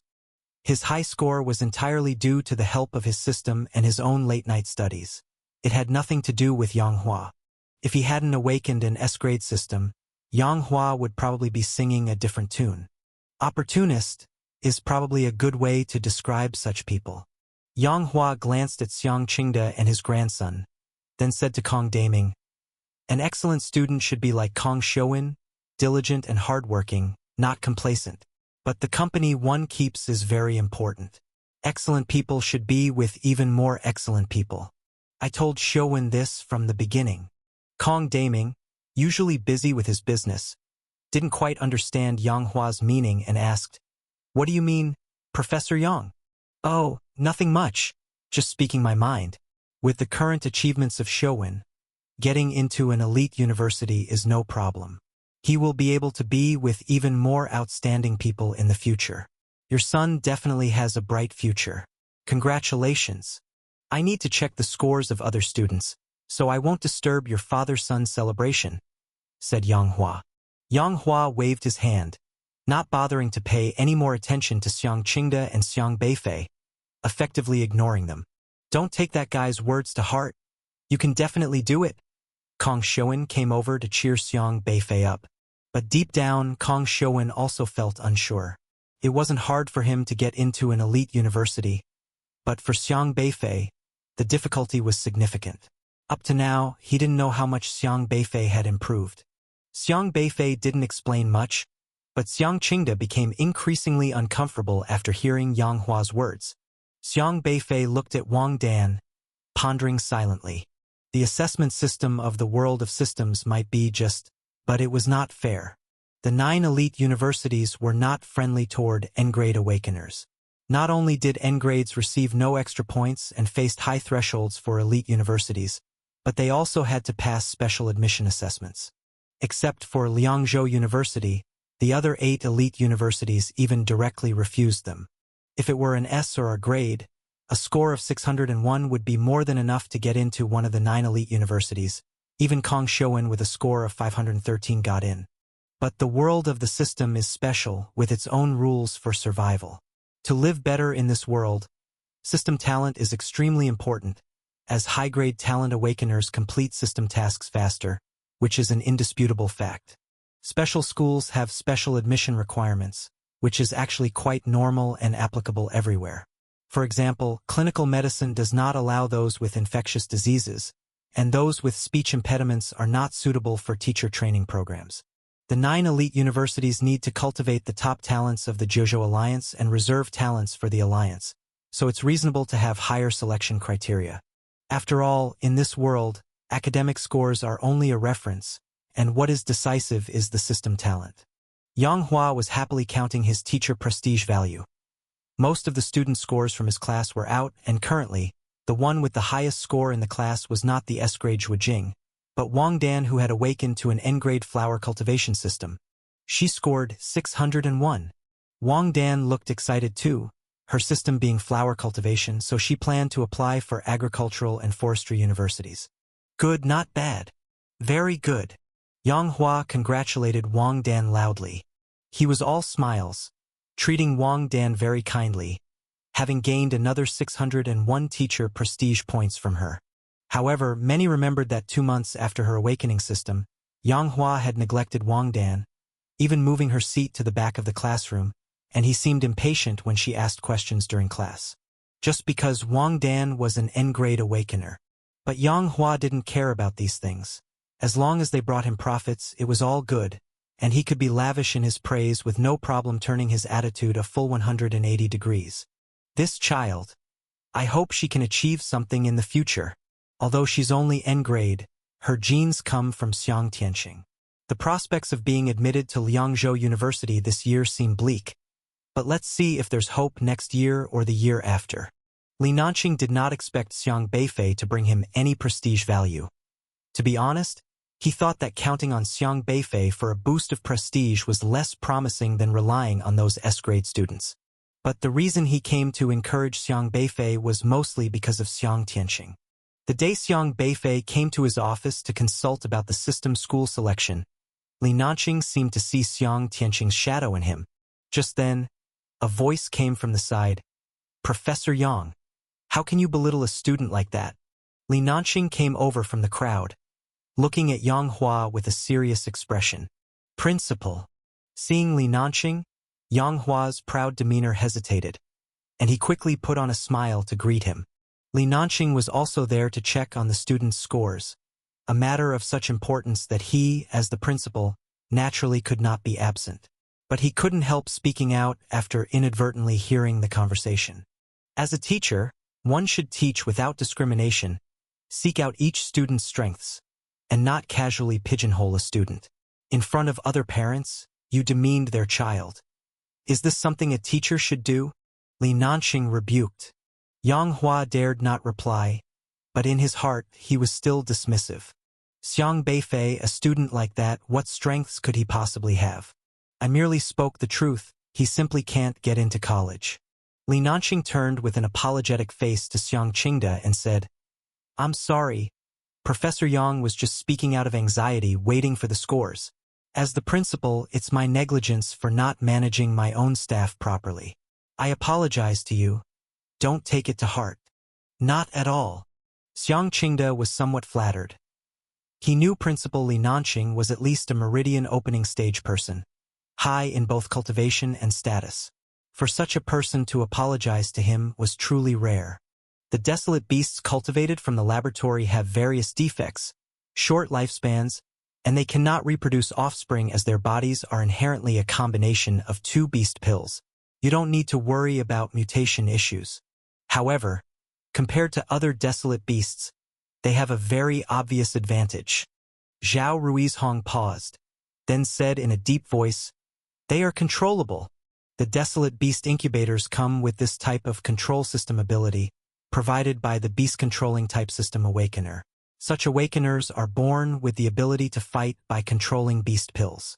Applying the beast-controlling ability to desolate beast incubators is designed to prevent the cultivated desolate beasts from going out of control. The desolate beasts raised in incubators since their early days can have their consciousness interfered with when they are still very weak, making them remember our commands. As a result, when they grow up, they will follow our commands obediently. Zhao Ruizhong was unstoppable when discussing the cultivation of desolate beasts. Initially, Xiang Beifei and the others could control desolate beasts for combat during their interviews. The desolate beasts from the laboratory are not much different from those beast-controlling martial artists. They can also fight for us during the outbreak of a beast tide, and they even have greater combat power. Safe and reliable, Zhao Ruizhong said. Xiang Beifei exclaimed, that's a very constructive idea. Theoretically, the Alliance should support it, since it's essentially creating many beast-controlling martial artists. Beast-controlling martial artists are mostly not to be underestimated. The most typical of them is Gao Zhua with his unparalleled chess player system, specifically sealing desolate beasts for combat.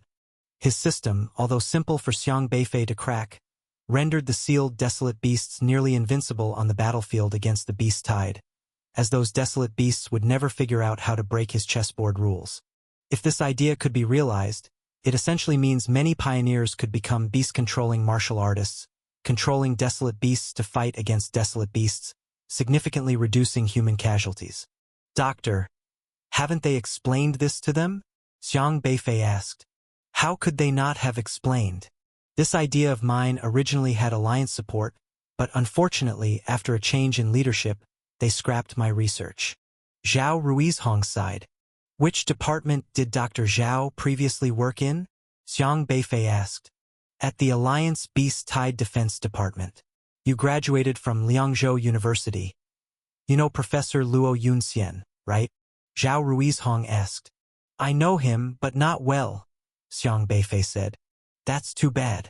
With your capabilities, it's a pity that Professor Luo didn't discover you. If you could have received guidance from Professor Luo, I believe your achievements would have been much higher. Zhao Ruizhong mentioned Professor Luo with great respect. Xiang Beifei touched his forehead. That great idle fish. He once greatly agreed with my philosophy and supported my research into desolate beasts. But as you may know, Professor Luo resigned because of some issues. As soon as the new leader He Kaiwei came in, he terminated my research under the pretext of jeopardizing Alliance security. Zhao Ruizhong brought up the matter, still resentful. He still couldn't understand why He Kaiwei didn't accept his viewpoint. However, Xiang Beifei knew the reason. He Kaiwei's targeting of Zhao Ruizhong was not really about the so-called security of the Alliance. It was actually because Elder Luo supported Zhao Ruizhong's research, so Zhao was treated as Elder Luo's accomplice. Why not go to Liangzhou University? With Dr. Zhao's capabilities, being a professor at Liangzhou University would be more than adequate, Xiang Beifei asked. Zhao Ruizhong helplessly said, It's not that simple. I tried my best to explain to He Kaiwei that my research on desolate beasts was for defending against the beast tide, and I explained the feasibility of using desolate beasts to defeat desolate beasts. Professor Luo could attest to this. However, Hikaiwei still arrested me on charges of harboring ill intentions and endangering Jojo's safety. Even though I was later released, I've been branded, and Hikaiwei has banned any Alliance department from hiring me. 9 elite universities under the jurisdiction of the Alliance were also departments of the Alliance. Zhao Ruizhong's interference by Hikaiwei meant that he could not take a position at the university. So the doctor came here? Yes, originally I was somewhat at a dead end. The owner of the Wufu Desolate Beast Research Company found me and said he could support me in any Desolate Beast research, providing the equipment and resources for my research. It was like a glimmer of hope for me, so I've always been grateful to the company. Zhao Ruizhong smiled, then clapped Xiang Beifei on the shoulder and said, "This company has always prioritized the attitude towards scientific researchers. They prioritize researchers first in everything and accept any feedback we might have. Actually, offering you a salary of 2 million was my own initiative, but they didn't say anything. Believe me, you won't regret working here." "I see." Xiang Beifei nodded slightly, not expecting Zhao Ruizhong to have such a past. His dislike for Hikaiwei deepened even further. For such talent to be forced to leave the Alliance was indeed a significant loss for the Alliance. He suddenly realized why the unrestrained forces were so potent. Given the situation within the Alliance, higher-ranked Awakeners form cliques, reject dissenting opinions, and forcefully expel those not complying with their views from the Alliance. This was equivalent to offering unrestrained an opportunity to recruit talents. Particularly, the Wufu Desolate Beast Research Company also knew how to respect and attract talented individuals. From Lin Long's initial treatment of Zhao Ruizhong, it was evident they had always respected scientific talents like Zhao Ruizhong, offering high salaries and fulfilling any conditions necessary. Unrestrained truly achieved the feat of wisely selecting and employing the capable. Sounds quite ironic when said out loud. Zhao Ruizhong said, "But speaking of which, now that Hikaiwei has been imprisoned, it really is a relief. I should really thank Professor Luo for standing up for me." "Oh right, the most thanks should actually go to Professor Luo's disciple Xiang Beifei." "Eh? Xiang Beifei?" Xiang Beifei himself was stunned when he heard this. That name sounded so familiar. Yes, over these years, many people have forgotten what the name Luo Yunxian means. It was Xiang Beifei who reintroduced him to everyone. In fact, I feel that Professor Luo's decisive handling of Hikaiwei and Zhu Yiji, gaining so much public support, couldn't be separated from Xiang Beifei. Honestly, if Xiang Beifei were here, I would genuinely want to express my gratitude to him. What a pity there's no chance to interact with such a prodigy. Zhao Ruizhong expressed considerable regret. Xiang Beifei. By the way, Zhang Xian, you graduated from Liangzhou University. Do you know Xiang Beifei? Zhao Ruizhong asked. I can't really say. I know him. I have seen him at school. I guess he and I aren't from the same world. Xiang Beifei tried to find the right way to put it. Zhang Xian, don't sell yourself short. Although Xiang Beifei is impressive, he's only skilled in martial arts. But you, even though you're an S-grade with modest martial arts capability, you are an absolute genius in the field of beast pills. Everyone has their specialty, and anyone can find their place to shine. I can assure you, you will excel beyond Xiang Beifei in this field. So never underestimate yourself. Zhao Ruizhong clapped Xiang Beifei on the shoulder, encouragingly said. In his view, Zhang Xian's future was also bright. With proper cultivation, his achievements in desolate beast research could equally match Xiang Beifei's. Is that so? Xiang Beifei secretly broke into a sweat. Does she really think she can do whatever she wants with my fame? Those who had tried to exploit Xiang Beifei's reputation for profit had already been dealt with by him. This time, without consulting him, they decided on their own to make him the scapegoat, obviously trying to thrust him into the limelight. The reason the Alliance wanted to expose such a talent as Xiang Beifei was all too clear. The main reason was that Xiang Beifei was mentored by Elder Luo. The Alliance didn't have a good relationship with Elder Luo, and they even feared him because they could not suppress an SR-ranked awakener who didn't follow the Alliance's orders. They were worried that Elder Luo would cultivate his own power base at Liangzhou University. And the emergence of a genius like Xiang Beifei posed an even greater threat to them. So they decided to target Xiang Beifei.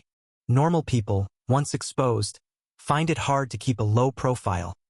They attract attention wherever they go. By exposing Xiang Beifei like this, they were forcing him to stand with the Alliance, to be monitored by everyone in Zhuzhou.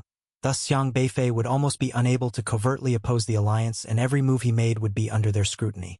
Later, whatever the Alliance planned, Xiang Beifei would have to comply. In the eyes of the Alliance, Xiang Beifei would become a piece to counter Elder Luo, to isolate Elder Luo in a special way, to monitor him, and to weaken his influence. But Mu Yiqing must not really think that I'll just submit and behave according to her wishes. To become the benchmark for N-ranked awakeners means that the initiative lies with me. Xiang Beifei. His name was the way out of the withered forest? Coincidence? Or? Xiang Beifei felt very unreal. His long-missing father, who he'd never met, had named him at a time when he was still an infant. How could he be so sure that he would encounter Yu Meng? He just casually decided on his son's name? Could he be a bit more serious about naming? This SSR rank system awakener possessed the ability to make rules, and any person or thing around her that followed the rules would increase her system value. Moreover, acting according to the rules she set could also increase her system value. In short, as long as there were rules in a place, she could become stronger. Those who did not follow the rules would have nowhere to hide in her presence. Xiang Beifei looked at Mu Yiqing's system log, which listed a bunch of things she'd done concerning rules, including one entry that said, "You have formulated the Zhuzhou SR Talent Selection and Planning System Plan, which has been approved by the Alliance's planning director Zhu Yiji and released as a rule. Currently, 2,546 people are following this rule. Your rule value plus 2,546. The planning department of the Zhuzhou Alliance is responsible for forming and revising all systems of the Alliance, managing all aspects of the Alliance, and planning the development of Zhuzhou. Simply put, as a UR-ranked Zhu Yiji, his job was to set the rules." Xiang Beifei only now understood Zhu Yiji's position within the Alliance. The one who sets the rules, leading the way in breaking them, and pulling his own grandson out of prison, is really miraculous. So, it seems Mu Yiqing also belongs to Zhu Yiji's camp. It's just unknown whether she was involved in the matter of Zhu Xinjue, who was supposed to be sentenced to death, being able to change his appearance and leave the prison reborn. Xiang Beifei quickly saw a system log entry from September. "You have revised the SR Awakener Bail Application Regulation, which currently only applies to one person, your rule value plus 1. It seems there's little doubt now." Xiang Beifei frowned slightly. Her system, as long as the rules she revised could apply to many people, would add that much to her rule value. For example, she was involved in revising a student recruitment system for Zhuzhou, which directly applied to 5 million Zhuzhou College entrance exam students, and her system value was directly increased by 5 million. Logically, with such a system, Mu Yiqing should comply with all sorts of rules. But Xiang Beifei quickly thought, what are rules? Rules are made by people. Since they are made by people, they can naturally be modified by people. The modified rules are still rules and still comply with her system's criteria. Therefore, the higher she stands in the Alliance, the more likely she is to hold all the rules in her hands, and the so-called acting according to the rules to become stronger by her word spirit rule system actually means acting at will. No wonder SSR-ranked systems are so powerful. Our two schools supported each other in the withered forest and jointly escaped the danger, Xiang Beifei said, looking at Ren Zhonghai. On the way, we also encountered a student from Qingzhou University. You can ask him for details.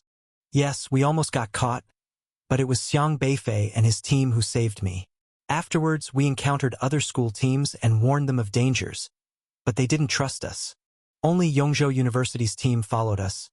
Tang He recounted the events in detail, including their conflict with Yenzhou University, how they met Shi Renmei, saw ghost whiskers of remnant visage, were chased and treated by Liangzhou's team. Ren Zhonghai listened and frowned deeply. But with Tang He stepping forward, he had no choice but to give up. After all, Tang He was a student of Qingzhou University, and Xiang Beifei felt obligated both emotionally and rationally. All 11 of you are. Xiang Beifei didn't ask any more questions but watched Tang He thoughtfully. Tang He was an ordinary person. Of this there could be no mistake since he had a system interface that was rapidly updating. His Pajun Eye system was a type of investigative system, and it also allowed him to swiftly identify an opponent's weaknesses and to defeat them through those weaknesses. His system log was showing everything to be normal, which couldn't escape Xiang Beifei's notice.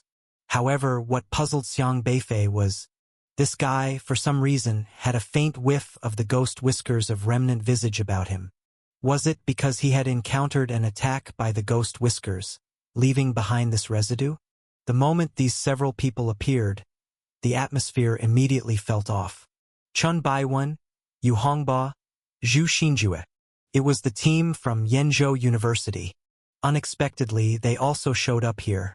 Zhu Xinjue caught sight of Xiang Beifei among the crowd, and his heart skipped a beat before a hint of resentment flashed in his eyes. But he quickly concealed it. Because their alliance with Qingzhou University had already broken down, they had no way to join forces against Xiang Beifei.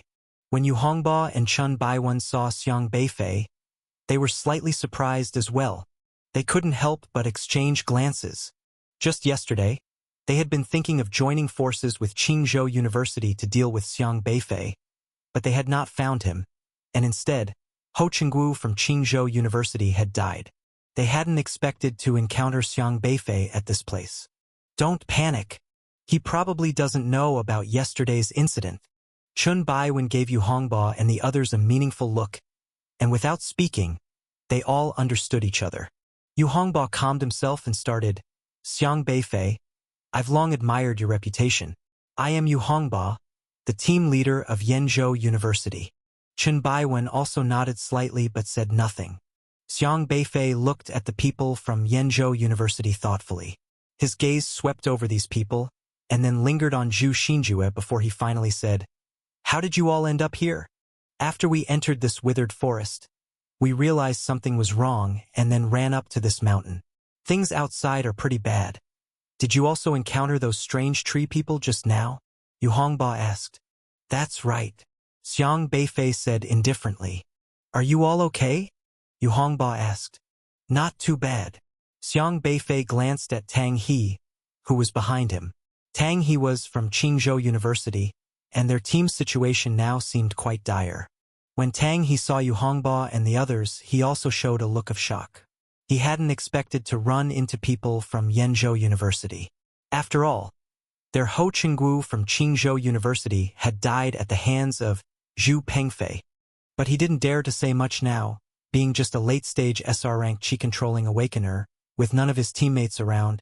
He was hardly a match for these people from Yenzhou University. How long have you been in this withered forest? Xiang Beifei asked. We came in last night, Yu Hongba said. Last night? You've been here for almost a day. Xiang Beifei was somewhat surprised. Yes, we came here last night.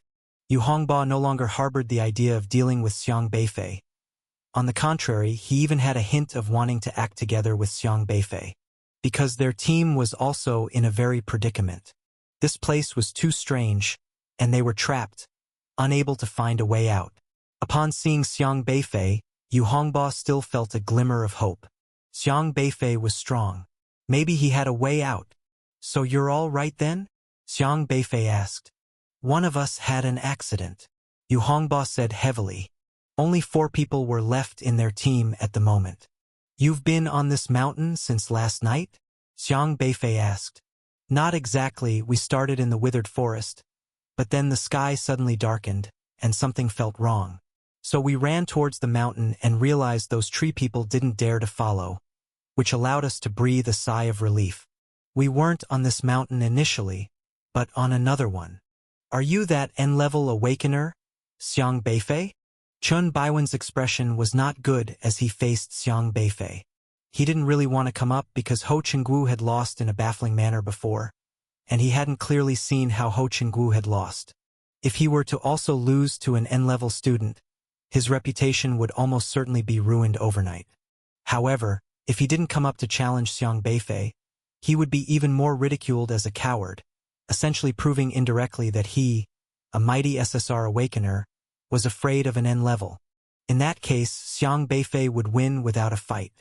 After all, like Ho Chengguo, he had looked down on Liangzhou University for accepting N-level students and was persuaded by other universities not to go to Liangzhou University. Since Chen Baiwen had chosen to dismiss Liangzhou University from the start, it showed that he was an SSR who held himself in high esteem. How could he not prove himself? Xiang Beifei just calmly looked at Zhu Xinjue, but a killing intent flashed in his eyes. He hadn't killed that guy last time. Facing someone who was evidently coming to kill him, he had to make sure Zhu Xinjue died. However, as soon as he had spoken, he felt his knees bend, and with a snap, he suddenly found himself kneeling before Xiang Beifei. Zhu Xinjue and the others were also stunned. Ho Chengguo, what are you doing? Chen Baiwen asked in astonishment. Ho Chengguo himself was shocked by his own actions. Why did he kneel down? Wasn't it agreed that Xiang Beifei would be the one to fall? Why was it that he ended up kneeling instead? Ho Chengguo's face turned red with anger. He tried to stand up furiously but found that no matter what, he couldn't stand up. But just then, Ho Chengguo's keen eyes suddenly caught sight of Xiang Beifei's figure, and he shouted, "He's over there!" This time everyone saw clearly that Xiang Beifei was a real person. The others also spotted Xiang Beifei, but due to the flood, they had a hard time separating. "Yu Hongba, you help us watch these SRs. We will go deal with him," Ho Chengguo called out. All right, Yu Hongba had to look after his own men.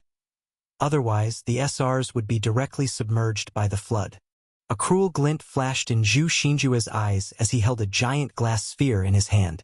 The glass sphere flickered and turned into a ghostly beam of light, enveloping the void. "Let's see where you can run to this time," Zhu Xinjue sneered. This glass sphere was a UR-level space artifact that could render any space teleportation items useless. Since everyone had a forfeit talisman, Zhu Xinjue was worried that Xiang Beifei might escape. Soon enough, Ho Chengguo, Zhu Xinjue, Chen Baiwen, and He Qiudong had Xiang Beifei completely surrounded. Their powerful auras were not less intimidating than the flood as they fixed their eyes on Xiang Beifei. "Xiang Beifei, although I know you are strong, there are 4 of us now. I still advise you to forfeit," He Qiudong said, unaware of Zhu Xinjue's plan. Her goal, like Chen Baiwen's, was simply to eliminate Xiang Beifei from the competition. Xiang Beifei looked indifferently at the 4 people before him. 4 people easier to deal with than 5. "That's right, we don't want to harm you. Just withdraw yourself gracefully to avoid any trouble," Chen Baiwen said gravely. However, Ho Chengguo and Zhu Xinjue by his side were filled with endless killing intent. "What are we waiting for? To make him withdraw, we have to take him down first," Ho Chengguo shouted. This time facing Xiang Beifei, he was filled with enough confidence. Even though for some unknown reason he had lost last time in the arena, now it was 4 against 1. No matter how formidable Xiang Beifei was, in Ho Chengguo's eyes, he was definitely a dead man this time. Clenching his teeth with resentment, Ho Chengguo said, "Today, I will make you pay the price."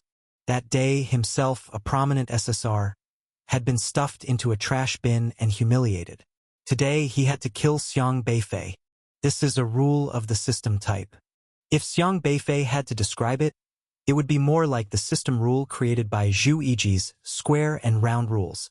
The moment he tried to disclose the secret, his speech would be directly controlled, and a strong aura would be immediately emitted to notify the person who was exercising that ability. Not only that, but as the aura enveloped him, he felt as if he had established an invisible connection with someone.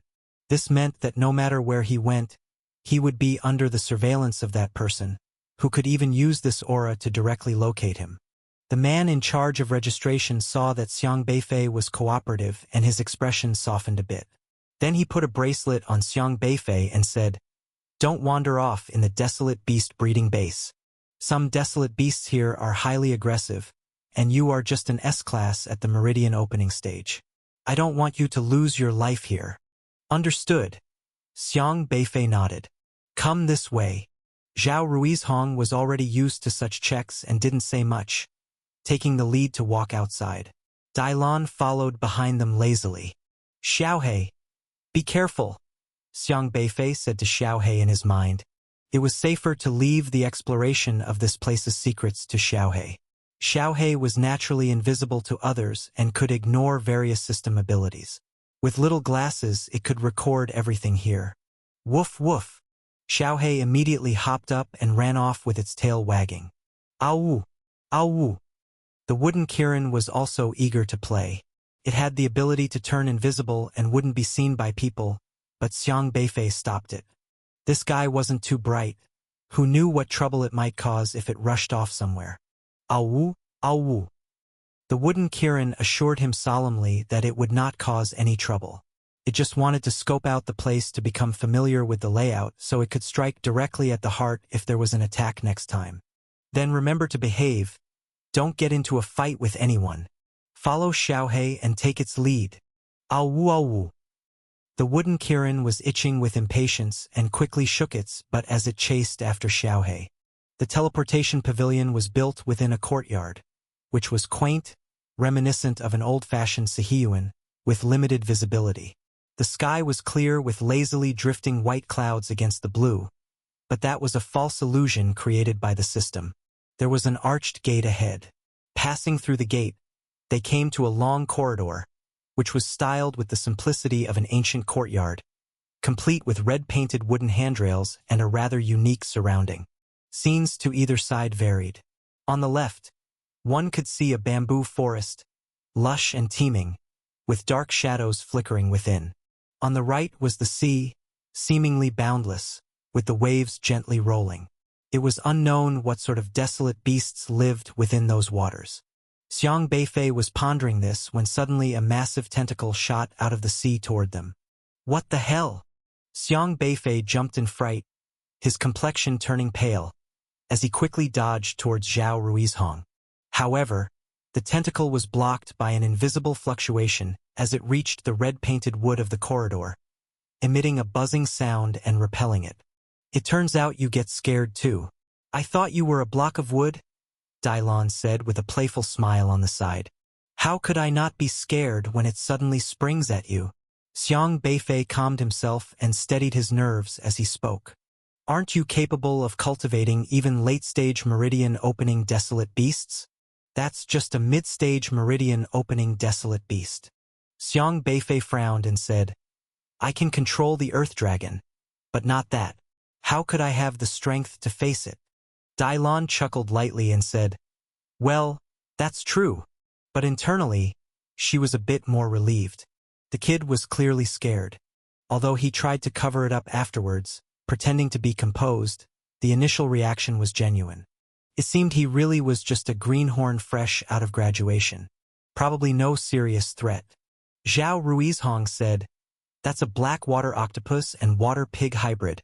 Delicious as a meat animal for cultivation. Don't worry. As long as you stay on this corridor, you won't be harmed by any desolate beast. Got it. Xiang Beifei nodded, straightening his sleeves, his gaze inadvertently sweeping over the sea. He could wipe out such desolate beasts with just a breath, but his current identity was a martial artist at the early stage of meridian opening. Fear was the least respect he could give to this persona. He glanced to the left again, sizing up the bamboo forest, and inquired, judging from the shape of these ancient text bamboo, is this area for cultivating black and white beasts? Yes, these black and white beasts have very powerful attacks, but their pelts are quite valuable. The temperature remains steady at 30 degrees even after death. They are commodities for keeping warm. This place is vast, with many sectors separated from each other, yet all part of the true outer desolate regions. Follow me and don't get lost, Zhao Ruizhong explained. They had only taken a few steps along the corridor when a small cart came rolling by. The cart was like those found in scenic areas for sightseeing. Once the three of them were aboard, it started to move slowly along the corridor. The corridor seemed endlessly long, with the vast ocean always to their left, while the right side constantly changed, starting from bamboo forests all the way to canyons, then to plains and small mountains. Soon, the corridor forked and they took the left one. The ocean was out of sight as they entered a pitch-black cave. The light suddenly dimmed, and they walked as if underground, with red eyes occasionally flashing in the cave. However, they did not linger there. Zhao Ruizhong took regular pauses, frequently leaving the cart to check on the growing desolate beasts in the enclosures. These modified desolate beasts were all raised in the true outer desolate regions. Though penned in, they had a wide range of movement and strong adaptability. Xiang Beifei used a recorder to note all the desolate beasts altered by Zhao Ruizhong, getting a mental tally. Zhao Ruizhong also detailed for Xiang Beifei how he had modified these beasts, while also asking for his opinions on their modification. As he seriously offered his insights to Zhao Ruizhong, he also kept an eye on the surroundings. He was looking for the heavily guarded mountain that Zhao Ruizhong had mentioned. Along the way, he had indeed seen many mountains large and small, but it was clear they were all constructed for the desolate beasts. Not the important site Zhao Ruizhong spoke of that even he hadn't visited. Unfortunately, Dailan was always behind them, listening to their conversation and occasionally contributing a few words, so Xiang Beifei couldn't ask openly. Now, all he could hope for was that Xiaohe and the wooden Kirin would scout around and perhaps find that mountain. It would be best if they could draw a map of this place. They quickly arrived at the breeding base for earth dragons and ground serpents. The eggs of the ground serpents were still incubating. Zhao Ruizhong asked Xiang Beifei to select experimental subjects among the earth dragons. The researchers here had already caught over 30 earth dragons to provide offspring.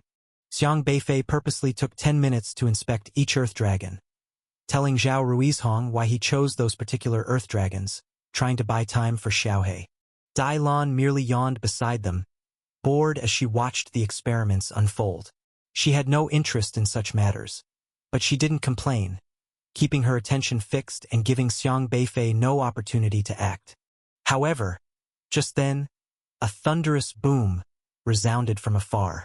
The sound was massive, as if something had exploded, the ground rumbling ominously. Xiang Beifei's heart skipped a beat. Damn it, could it be that Era, the wooden Kirin, had stirred up some trouble?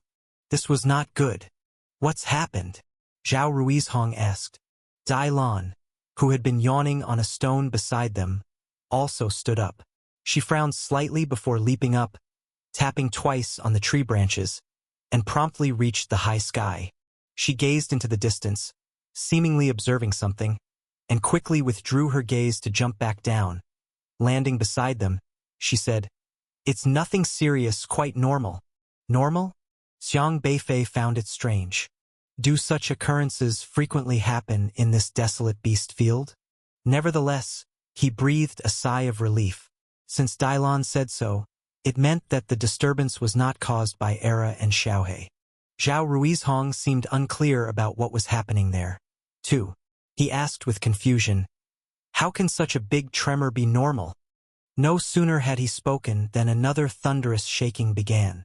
The ground trembled again, and from a distance, there were shouts, as if people were calling out about something. The air was even swirling with countless powerful fluctuations. Each of those fluctuations was terrifyingly strong, easily at the level of God-refining beings. Dailan lazily spread her hands and said, "Just a little mishap. It's been happening for the last couple of days. But no worries, it's under control." Boom, boom, boom. The tremors continued. The birds and beasts in the forest were howling in panic, darting to escape. Even the nearby earth dragons and ground serpents were frightened and attempted to burrow into the ground. The shaking lasted for a full half-hour. Zhao Ruizhong frowned as the ground kept trembling. It was impossible to work under these conditions, so they had to return to the sightseeing cart. "The accident in the desolate beast field today seems a bit serious. Perhaps, Doctor, it would be better to come back another time," Dailan said. "All right, I've left the breeding records behind. Remember to handle them next time," Zhao Ruizhong instructed. As they rode the cart back, they were about to reach the entrance of the park when they encountered a crowd ahead, seemingly talking anxiously about something. "Quick, save him. No use, his heart is having issues. We need to think of another way." Suddenly, someone in the crowd raised their head. saw Xiang Beifei and the others, and shouted urgently, "Dr. Zhao, you've come at the right time. Help us save him." The speaker was Lin Long, and the one lying on the ground with burn marks and patches of green on his skin, as if poisoned, had his chest cut open, revealing a disproportionately large heart that was faintly beating. Xiang Beifei was rumored to be able to kill a one-armed crab at the late stage of meridian opening with a single punch, and his presence here was definitely not for fun. Ma Kainian steadied himself and cursed inwardly, reminding himself that he was an official of the Alliance. After all, even if this kid was famous, he was still just a civilian without power or influence. If anyone should be afraid, it should be him. "Oh, Xiang Beifei, quite the big shot," Ma Kainian said with a sarcastic tone. Xiang Beifei didn't say a word, glanced indifferently, and then walked towards Kong Daming, asking, "I saw the phone message just now. What happened to my grandfather?" "I don't know. He seemed a bit unwell just now, so I helped him upstairs to rest." "He's up there now," replied Kong Daming. "Got it. I'll go up and see him." Without another word, Xiang Beifei headed for the stairs. However, Ma Kainian couldn't hide his irritation at being ignored. "Humph! You don't even have the manners to greet someone." "Scram!" Xiang Beifei said bluntly. "Yes." Ma Kainian's mind went blank for a moment, and then, uncontrollably, he lay down and actually rolled away from the spot. "Ha!" Kong Daming and Zhang Xiang both looked on in shock as Ma Kainian rolled away on the ground, completely frozen in disbelief. Did Ma Kainian actually just roll away like that? The turn of events caught them both off guard. Why do we even have to patrol the archives? Who would bother stealing from the archive bureau for no reason? If you ask me, it probably wouldn't matter if we didn't show up for a year, Zhou Guan said lazily, hands behind his head, following Sun Zhong. He wasn't particularly interested in the job and kept grumbling along the way. Sun Zhong patrolled past a row of rooms on the 3rd floor. You patrolled the N-level talent review department, patrol value +2. You patrolled the N-level talent dispatch department, patrol value +2. He took extra time to circle twice in the empty room and pressed a button on the wall, confirming the alarm was in order before leaving the room. You patrolled the main archive room entrance, patrol value +5. Just then, Zhang Xing had a thought, quickly pulled out his phone to video call his son, and asked, "Son, you said you've met Xiang Beifei before. Have a look. Is this person Xiang Beifei?" During the new student competition, although students from elite schools hadn't attended, the event was broadcast live, and anyone who wasn't blind could recognize him. Zhang Xing's son, a student at Jizhou University, had also seen Xiang Beifei. Upon seeing Xiang Beifei, he immediately exclaimed excitedly, "It's him! It's really him, the genius who trampled an SSR from Qingzhou University under his feet. Dad, you actually saw him? Oh my God! That was the rumored genius. You really are that Xiang Beifei." Zhang Xing was also stunned. His son had just brought up the new student tournament before going back to school for the holidays, and he too had found Xiang Beifei remarkably impressive. He never imagined he would have such a coincidence to encounter such a great genius today. A moment later, he quickly snapped out of it and excitedly said, "It's definitely him, Xiang Beifei. My son is at Jizhou University, and he saw him last time." Xiang Beifei temporarily put that matter aside and asked, "Right, Uncle Kong, are there any houses for rent near you? We want to move over." "Houses? Yes, there are. You should have moved over a long time ago. The old master has always talked about saving money for you to do missions and such." "Why the sudden change of heart?" Kong Daming asked. "Xiaofei has grown up. The house is too shabby. He won't find a wife," Xiang Qingda said seriously. Kong Daming laughed. "That's true." But Lu Hong didn't agree. "That's not necessarily true. If you really like them, why would you care about the house? Still, it's better to live in a nice place." "The old house was a little too dark," Kong Daming commented. "Leave it to me. I remember a family on my floor who moved out. They lived just 2 door numbers away from mine, right across the street. Moving over would be good for looking after each other." So, when is your restaurant planning to reopen, Uncle Kong? Xiang Beifei asked. The origin of the desolate beast like one-armed crab had not yet been clarified, and Xiang Beifei currently had no leads on a person he suspected. Xiao Sheng, the counterfeit SR-level clerk who had disappeared somewhere right before the appearance of the desolate beast. He wanted to check if Xiao Sheng would return to work. The day after tomorrow, I guess. The staff has been asking about it too. Come to think of it, I need to get in touch with them. We've been closed for so long, Kong Daming said. Then I'll head to the wholesale market tomorrow. We've run out of supplies, and I'll need to work things out with them again, Xiang Qingda said. Quick to respond, Kong Daming said. No need, Uncle Xiang, you rest. I can do it. We've been idle for so long now. It's good to get out and about. I'm familiar with the place anyway. With the reopening, there's a lot to do in the restaurant.